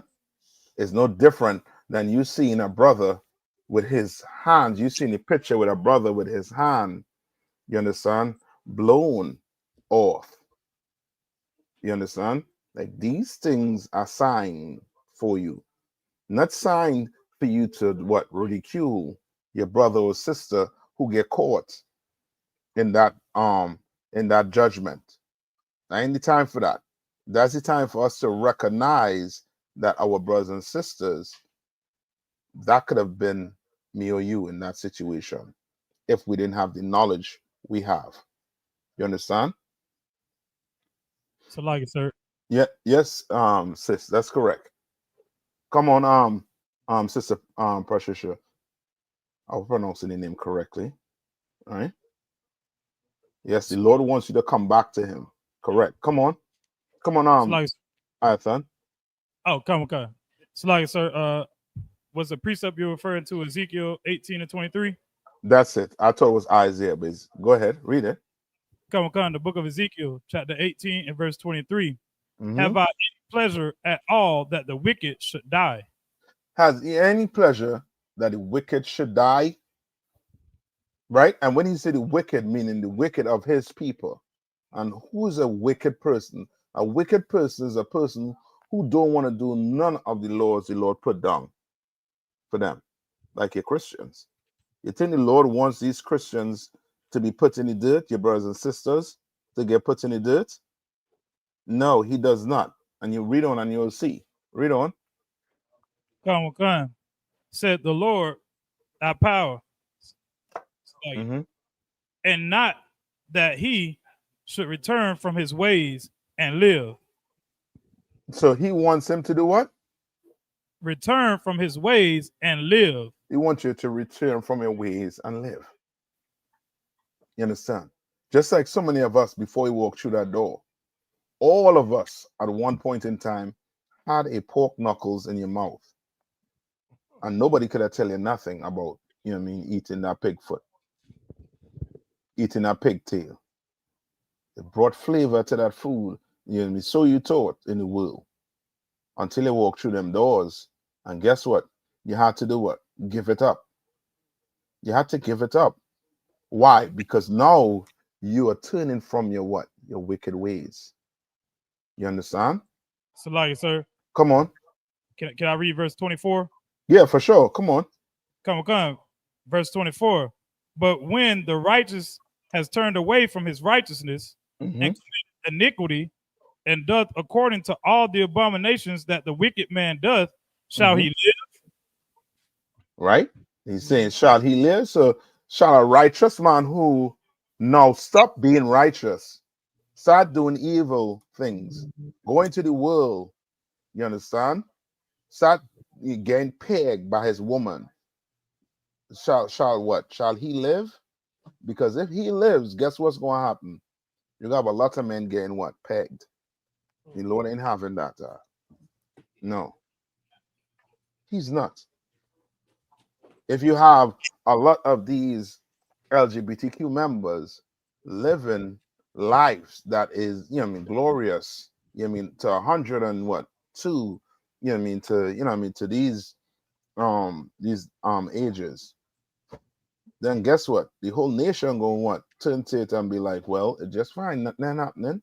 But no, the Lord plagues it with HIV, with sexually transmitted disease. He plagues it with violence. You understand? And I shouldn't say the Lord plagues it with violence, but these things, these violence and all the AIDS and stuff is to show us that the Lord don't want us having those lifestyle. You understand? The Lord give you cancer from smoking because he wants you to know that smoking is what? Wrong. He wants you to know it. He wants you to see that when you go marry another a woman from another nation, or a sister go marry a man from another nation, he wants examples like OJ. He wants examples like Tiger Woods. Give me some more examples. Lamar Odom. So like I said. Yeah. He want good. He want examples like Martin Luther King. You want examples. So now you could run down, brother. It ain't right to go get, you know what I mean, better you go get a sister. You understand? She will understand, you know what I mean, the problems that come up in your nation, in your culture. She will understand it. You understand? You get another nation, they don't understand black people culture. They don't understand, you know what I mean, what we go through as a people, as a nation. They don't have that empathy, that's, you know what I mean, that compassion that your people would have when they see the cops done, you know what I mean, commit a crime against a brother. You with some heathens, they're gonna tell you why you didn't just listen to the cops. You with some white woman or some white man, you know what I mean, or some African or some Chinese, they'll be like, you know what I mean, it will be, they will be non-sympathetic to what's going on to your people. So now, is the black woman mouth, you know what I mean, a nuclear bomb in the house? Yes. But guess what? You could come into the I.S.U.P.K. and we show you how to deal with it, how to defuse that bomb. You understand? We'll show you how to, you know what I mean, what wire to nip. So that bomb don't go off in the house and kill everybody. And now the cops run up inside and everybody don't get, you know what I mean, you don't get hurt in the process. You in jail because of it. You come in here, you're gonna learn how to deal with that man. You understand? We're gonna learn how to deal with each other. Come on. So like I don't want, if I may, Mm-hmm. we have a young man in the classroom tonight. Go ahead. His name is Young Man Omar, and he had a question, Adawan. Here he is. Come on, bring it. So I just wanted to ask, who is it that we serve? Who was it that we serve? Yes. Pertaining to the Bible you're speaking about, right? Who we serve. That's the question he's asking, right? Can you hear me now? Yeah. Mm-hmm. So I was asking, who was it that we serve? According to the Bible, we serve the Most High Power. All right. Go to where Christ said it, where he spoke about him. If you have seen me, you've seen the Father. All right. Okay. Somebody find that for me. Find them scriptures where Christ was saying that he is doing the job from the man that sent him, who is the Most High Power. That's who we serve. We serve the Most High Power. You understand? We follow Christ. Why do we follow Christ? Because Christ served the Most High Power. And he came down on earth as a man in the flesh to show us how to do it. That's why they call him what? The Son of what? God. Because he was the closest thing to the Most High Power. Because he did everything the Most High said. Anybody have it for me? But Balthazar one, you get it and read it. You hear me? Yeah, I can hear you. Come on. It's John chapter 14, verse 9. So like I said. Go ahead. So like I say, it says, Jesus said unto him, have I been so long time with you, and yet hast thou not known me, Philip? He that has seen me has seen the Father. And how sayest thou then, show us the Father? Right. It's like is Philip telling Christ, well, Show me the Most High. Who do you serve? Christ. And Christ had to tell him, yo, you didn't see the work I doing? I'm doing what? I'm performing miracles. You understand? I'm healing people. I raised Lazarus from the dead. I do all this, and you're still asking who I serve? And Christ had to tell him, yo, you seen me, you seen who? The Father. You understand? That's why we say what? Use this precept to also show that what? God is a what? A black man just like me and you. Christ is what? Black. The angel's black. You understand? Right? Give me some more. Give me another one.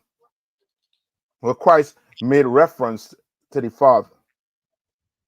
Who is Yahweh? And then give me where Moses went to the Lord and asked him what?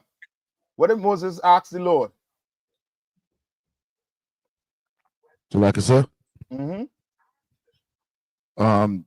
your people want to know who you are and what's your name. Give me and that. The Lord told Give me that. Moses. No, hold Okay, on. come on. Hold on. Get it for me. Get it for me. I'll pull that. Because black people in the Christian church, you understand, they don't know who they worship. They think they worship in the God of the Bible. They're not worshiping the God of the Bible. You are not going to be worshiping the God of the Bible until you walk through them doors in this school. Then you're going to understand what the Lord likes and what the Lord does not like. And you know you have to do what the Lord like. There's no in between. There's no choice. You don't have a choice in the matter. You don't. If there was a choice in the matter, why are black men getting AIDS? Why black women getting AIDS? If there's a choice, if you could, you could sleep with whoever you want to sleep with. There's a choice. Then why you getting STDs? You understand? Why you're being born to a mother and father who is on drugs, opioids? Why? Now you're gonna have a lot of questions to ask, right? If you telling me there's a ton of Christian church going up and more black people are suffering, more Hispanics, more Native Indians. Come on. I got another Salaki, the brother got another question. Go ahead. No, hold on. Before the other question, give me the one with Moses. Oh, come on. Mm-hmm. Come on, sir. Mm-hmm. This is the book of Exodus chapter 3 and verse 13. Mm-hmm. And Moses said unto God, Behold, when I come unto the children of Israel, and shall say unto them, The God of our fathers have sent me unto you. You understand? And it's the same thing. The children is like, okay, well, Moses, okay, you say such and such is the case, right? That the Lord sent you and you, we out here in the wilderness, right? You know what I mean? Well, you take us from good life in Egypt. You brought us out in the cold. We hungry. You understand? Then, you know what I mean? Who will do this to us? Who will bring us out here? Read on. Kanamokan, the God of our fathers have sent me unto you. And they shall say to me, What is his name? What is his what? What is his name? What is his name? Okay, well, you know what I mean? Who we serve? What is this man name that we serving? You say we serving. You say the God of our fathers. Read on. Khan, what shall I say unto them? And Moses asked the Most High, what shall I say unto them? Your people. Not everybody, but your people. Read on. Khan, Exodus chapter 3 and verse 14. And God said unto Moses, I am that I am. Right? God was being what here? He was being sarcastic. Because how dare you question who God is? You understand? His people question who he was.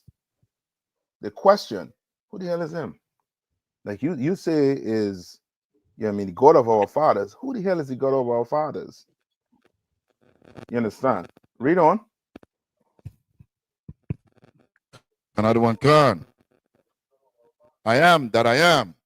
And he said, thus shalt thou say unto the children of Israel, I am, I've sent me unto you. So, right? Because the Lord was pissed off. The Lord just free you from your enemy. He just buried the Egyptian army beneath the sea, beneath that river. You understand? Make them relics. You understand? And now you're questioning who the hell he is. Read on. Does it say anywhere there where he says his name? It's in another chapter. I'm about to get it for you right now. I don't want. Come on. All right. So this is the Lord name. The Lord name is not Yahuwah, Yahweh. You understand? The Lord name is not that. Come on. Salakia, sir. Come on. And he says his name in this very verse, and he says that's his name forever. He says his name is Yahweh, and that's his name forever in this very verse. That's what he says. Khan, which verse you talking about? 3 and 15. Exodus 3 and 15. Come on, read it. Kind of what in the Hebrew, like in English, it says, the Lord, the God of your fathers, has sent thee. But in the Hebrew, it says, my name is Yahweh. That is my name forever. That's what it says in the Hebrew. That's it. Tawada Yanaza. And that's the Lord name. The Lord name in the Hebrew is Yahweh. You understand? Yeah, get it. Tawada Yanaza. You understand? The Lord name is Yahweh. You can't say Yahweh. You can't say you saying Yahweh. He's not answering to that name. You understand? Right? Come on. Okay. So now, what's the other question? The young man have? Yes, I was saying basically in the beginning of everything before I believe Christ or God was before he brought people on this earth. I was told basically he had a language and people on earth didn't know how to speak that language. So how did English come upon? English, the English came upon us by the slave master. It's just like it's okay. The Bible, the Old Testament is written in what?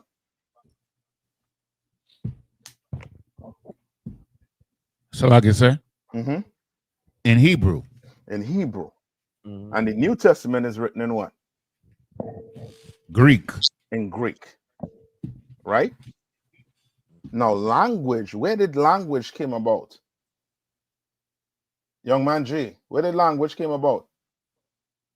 The different language. Salakia.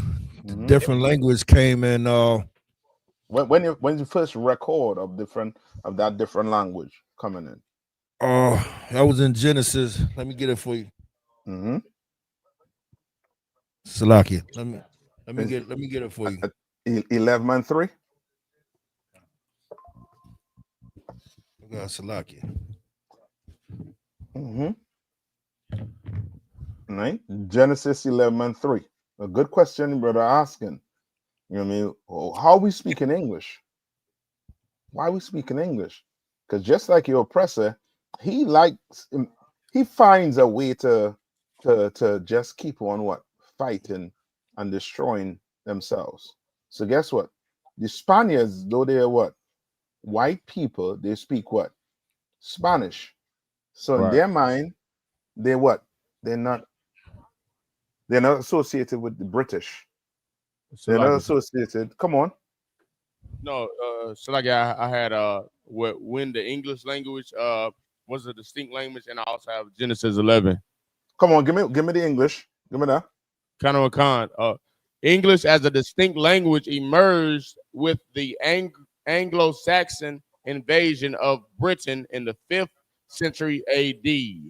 The Germanic tribes, including the Anglo-Saxons and the Jews brought their language, which evolved into Old English. That was Right.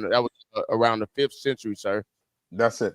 And now remember, okay, it's almost like what defines a nation? What defines your nation? The Israelites. What defines us? Slugger. Come on. How we live our lives.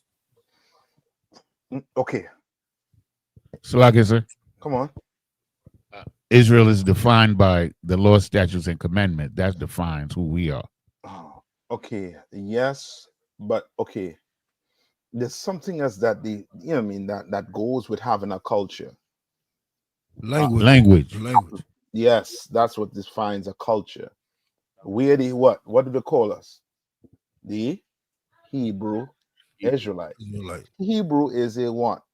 Language. Israelite is your what? Your nationality, your race, your ethnicity. You understand? So you're a Hebrew Israelite, meaning we speak what? Hebrew. That defines us. So now today, what do black men speak? Salaki. English. Right? So now, when you read Hebrew Israelite, or when you hear Hebrew Israelites, you are not going to what? Associate yourself with being what? An Israelite. Why? Because you don't speak what? Hebrew. Who speaks Hebrew or claims to speak Hebrew today? No, let a young man answer. Small hats. Oh, hold on. Let a young man answer. Young man, who speaks Hebrew today? Come on. Yeah, this was Omar. Young man Omar, who speaks Hebrew today or claims to speak Hebrew today? The who? Who claims to speak Hebrew today on the earth? Not sure. Okay. Who wants to help, young man? Salakia. Small hats. Yes, the so-called Israelis. Right, the so-called Israelis today, they call what? They call themselves Jewish. And they lay claim to it because they speak what? The holy tongue. Right? Hebrew. Which, for real, it's not Hebrew. You understand? It's a bastard language that is speaking, which is what? Yiddish. Which throws in what? The vowels.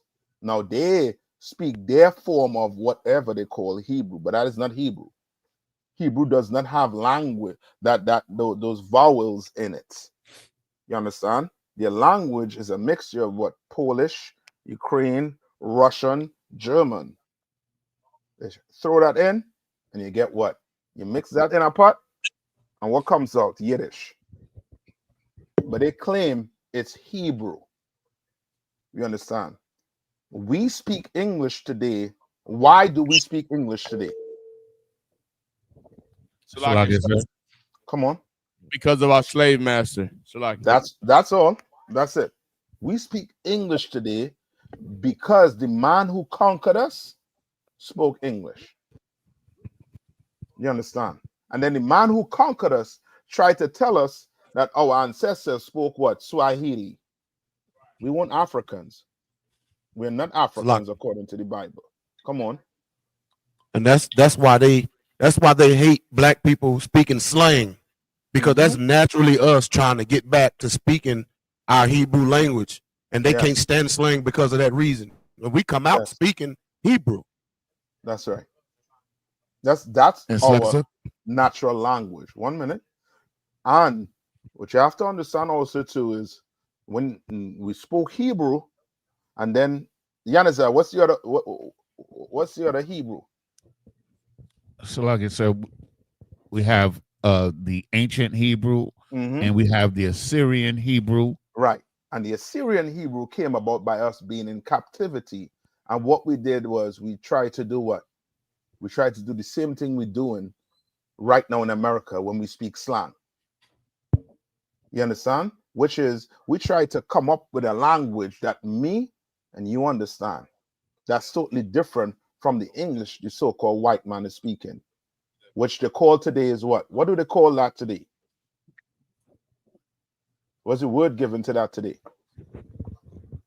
It's called slang, sir. Salakia, Ebonics, but look up dialect. What's the definition of dialect? Give me the definition of dialect.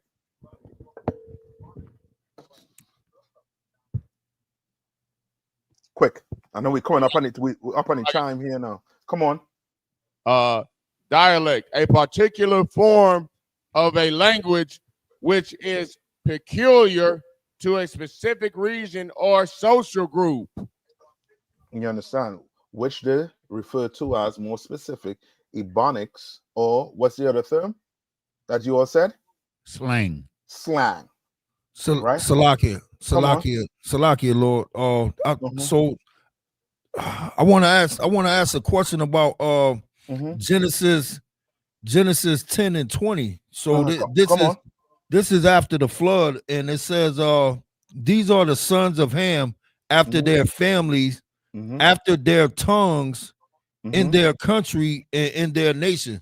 So I know that when you come to Genesis 11 and 1, and they say and the whole earth was of one language and one speech. What was that one language you were speaking? This was Hebrew. That's it. My question is that when it say the sons of Ham after their tongues, is this dialect or? Yes, tongue in the Bible means language. That's what it means. So that's why when you go into the New Testament and you hear about them speaking in tongues, it means that's a different language you're speaking in. That hashkala baba, hashkala bib, you know what I mean? How Abraham said, I'm coming in my Honda, some garbage like that. That ain't you speaking in tongues. Tongues is a language, meaning if I speak in a certain language, there must be a translation to what I'm saying. For example, if I say como te llama, I'm speaking what? Spanish. Right? But there's a translation for that in English, which means what's your name? Yes, that's a translation. You understand? So if I say hashkalaba boop, bip, what translation? What am I speaking? I'm speaking nothing. You understand? Right? Gibberish. Yes, gibberish. But a tongue is a language you read it in the Bible. But the Christians and them try to make it sound like when you say hashkalabab, hashkalabeb, only the Lord can understand what you're saying. He doesn't understand what you're saying. He's looking down at you as being like you touched in the head. You're simple. You understand? He doesn't understand what you're saying. You understand? Right? Any more question, young man? I know we're coming up. We up on the time. Anybody keeping an eye out on the radio show? Yeah, this is me again. I was saying, like, was that the language? Was Hebrew the same language that God was speaking? Yes, God speaks Hebrew. Gotcha. That's the language God speak. Right? Salakia, sir. Come on. Also, the angels speak Hebrew as well, as testified by Paul in Corinthians 13 and 1. Go ahead, read it. Get it and read it quick. So like they haven't started the show yet, sir. Shabaya, let's keep an eye on it, right? Okay.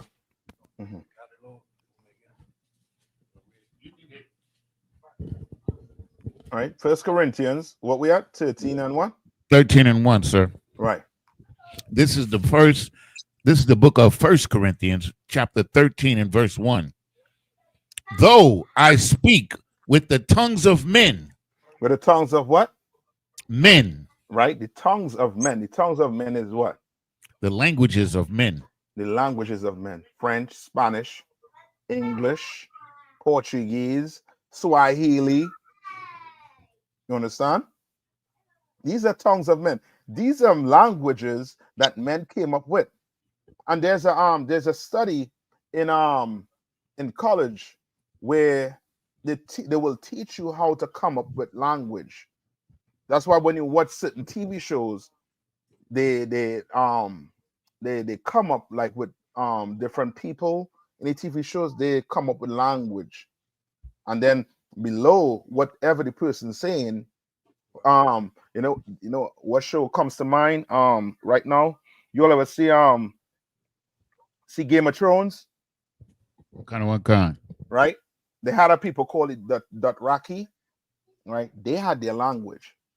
Now when they're speaking in Dothraki, right, on the show, there's what subtitles for you to read in what English or what Spanish or French, right? There are people who study these things, and it's the same thing. They know that a language, you know what I mean, almost define you as, you know what I mean, your culture basically. So now because we speak English, some of us think what? We American. You're not American. You understand? So because the Mexicans, they speak Spanish, they're Spaniards, they come from Spaniards. No.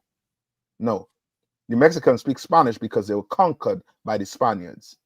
The Brazilians speak Portuguese because they were conquered by the Portuguese. The Haitians speak French because they were conquered by the French. You understand? Now you see where the language comes in and where it starts separating us. Right? Read on. Though I speak with the tongues of men and angels. And what? And angels. Meaning what? Meaning So, what? Meaning okay, so he says that Paul says that he's an Israelite from the tribe of Benjamin, and there's mention of him speaking Hebrew on several occasions, and so that the Most High also only communicated with Israel, so they had to speak the language of the Israelites in order to communicate with them. Yes, you understand. Paul spoke what? That Roman language, and there was shock. I think is either when he spoke the Egyptian, right? That Egyptian language. So Paul knew different languages, and he knew what? Hebrew also too, right? I remember when it speaks about the Greek, right? When people hear Greek, they think more so what? When you hear the language of Greeks, what nationality comes to mind? So, like I said, Edomites. But when you go look for the Hellenist Greek in the Zondervan. Let's get that quick. Salakia. Zondervan. I got one question. So I was also spoken to about the United States actually being the real Egypt. United States being the real Egypt. You have a dollar in your pocket? Yes. Take the dollar off. I found out about this, I'll say 2-3 weeks ago. Yes. So do you have a dollar in your pocket? It's in the car. Anybody has a dollar in the pocket? In the school? Yeah. I'm gonna show the back of it. Yes. What's on the back of it, young man? Omar, what's on the back of that dollar? The pyramid. No, where did you hear about the pyramid? You said, what did I see on it? No, where is associated with the pyramids? It's supposed to be in Egypt. And you're correct. It's in Egypt, right? No, we in America. But in America, do they have the Egyptian obelisk?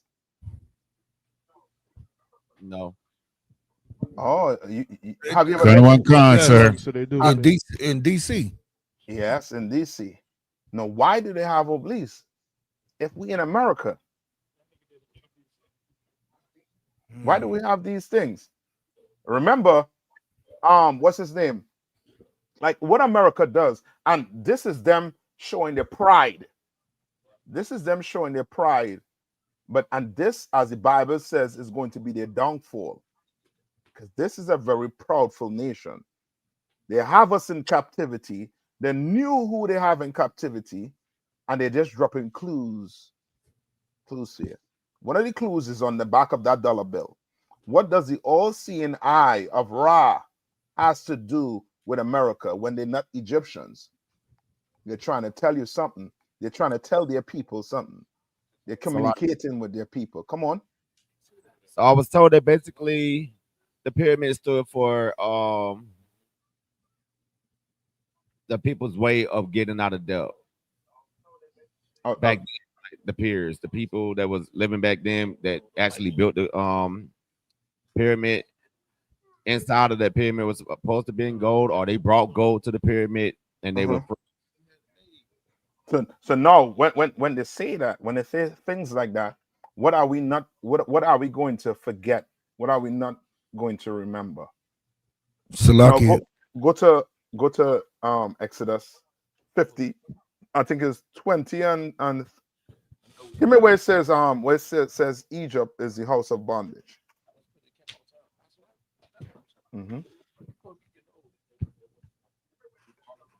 Come on, Fayetteville.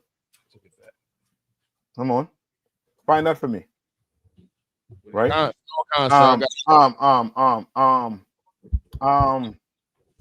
Tabo one, you there? Salagi, sir, can you hear me?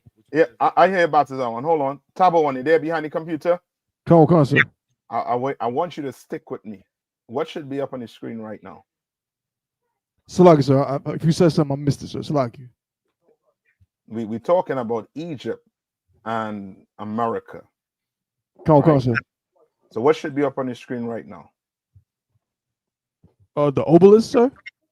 Obelisk, or show me Ramses sitting in a seat. Come on. You know what I mean? Like, stick with me. You understand? All right, come on. Come on, sir. Exodus chapter 20, verse 2.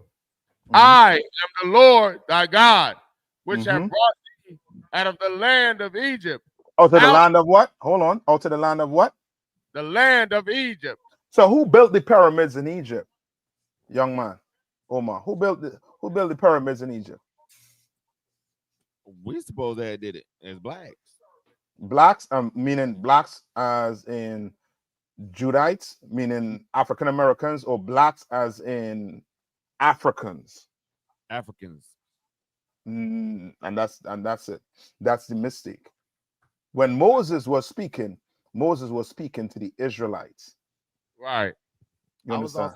That you know, Moses died at 940 years old. Yeah, Moses lived you know what I mean, back then the brothers lived long lives. Yes. And then the Lord had to cut it because of our wickedness, our evil against him. All right. Now, this is who you seeing on the screen right here. Like so, that's Ramses the second. Ramses the second, right? Now show me a picture of who? Who are you going to show me a picture of right now? Salaki. Come on. Abraham Lincoln. Abraham Lincoln. Show me a picture of Abraham Lincoln now. Show me a picture of Abraham Lincoln right now. Fayetteville. Fayetteville, let the brother face front and let me ask this question. All right, y'all, he's in class. All right. And then put his question. All right. Now, you saw what's on the screen. On the screen was what? Was Ramses. Now I need a picture of Abraham Lincoln. All right. Now, why is America mimicking everything that was back then in Egypt? Why? They knew Abraham Lincoln was black in real life. Abraham Lincoln was not black in real life. Abraham Lincoln was a white man. He was a devil. And how I knew he was a devil? How we knew Abraham Lincoln was a devil? He owned 10 slaves. He owned slaves. Slaves don't make you, you know what I mean, black, because black people, you remember, don't think like slavery was just in one specific area, meaning in the West. You understand? King James was a black man in England sitting on a throne, and he was black. in 1611. You ever heard of 1611?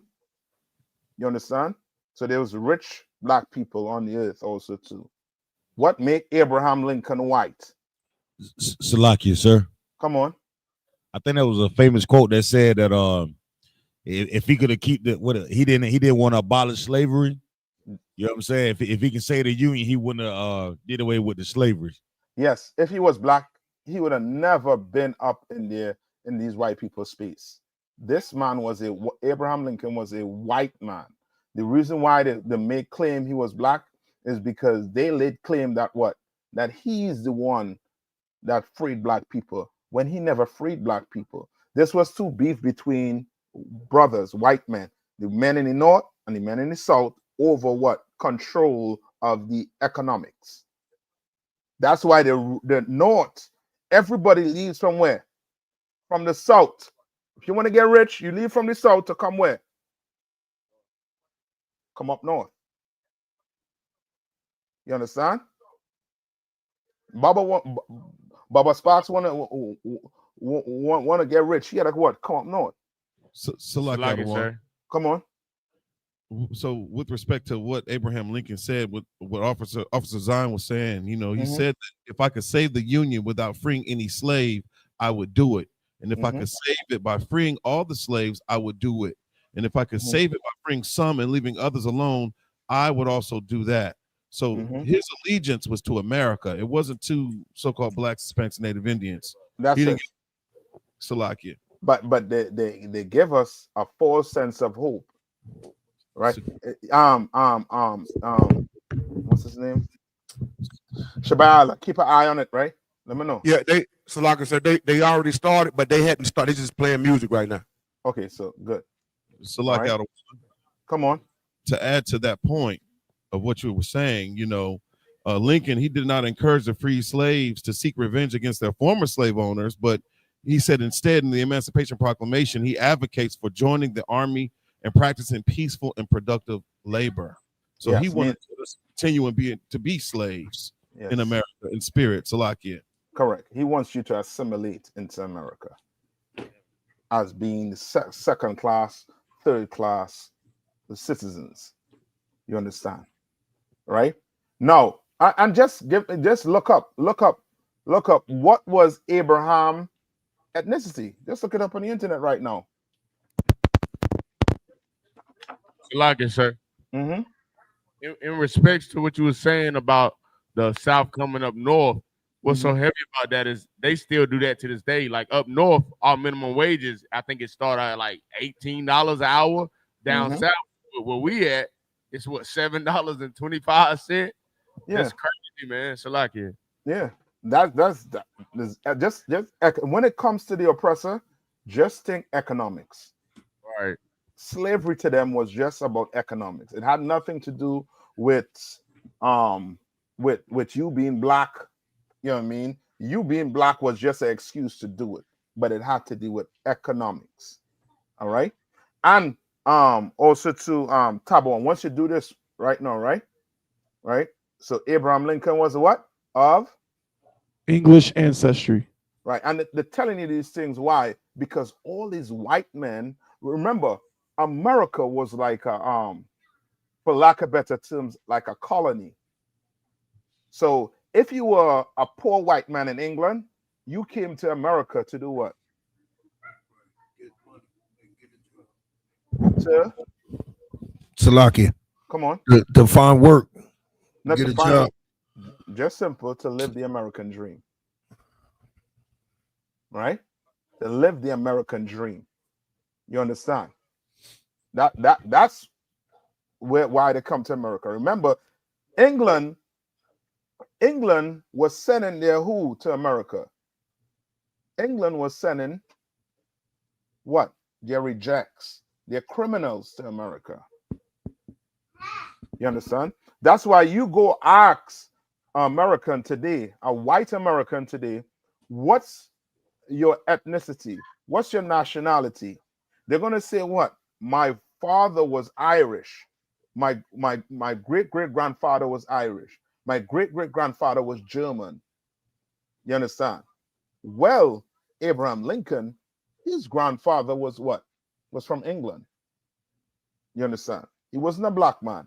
He was a white man that loved his people. Come on. Commander General YAHANNA, he just started it. Okay. So with that, I'm gonna pass the class over to you know what I mean, young man Omar, you keep on coming to class, man. Bring all them questions. All right.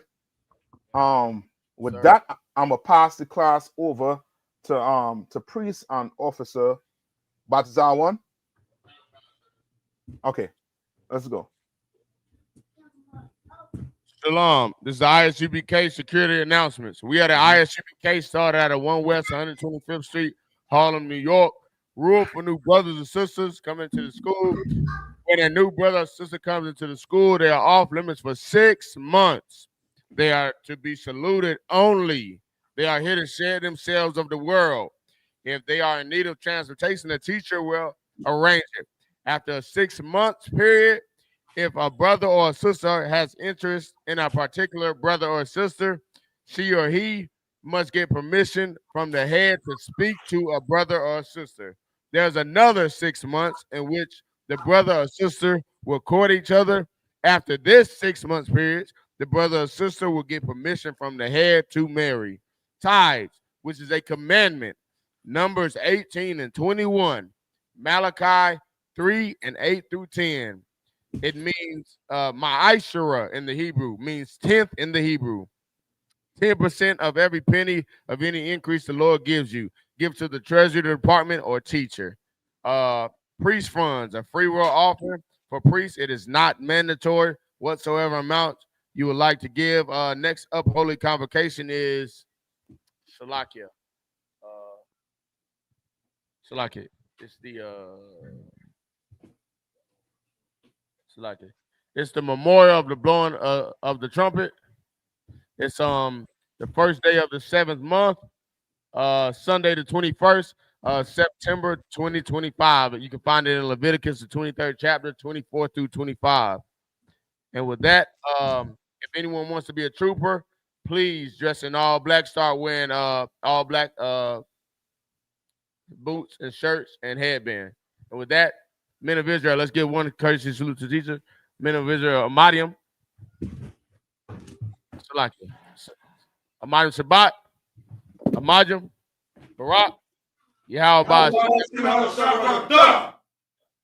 Men of Israel, Sar, give one courtesy. Hold on. Yahweh Bashim Yashabrak thumb. The water, sir. So, and no, it is sisters. Salakia, men of Israel, Sar. Let's give one courtesy salute to the sister. Sar means turn, face towards the sister. Sar. Men of Israel, Amadium. Amadium Shabbat. Amadium. Baruch. Yahweh Shema. Yadam Top. Class dismissed.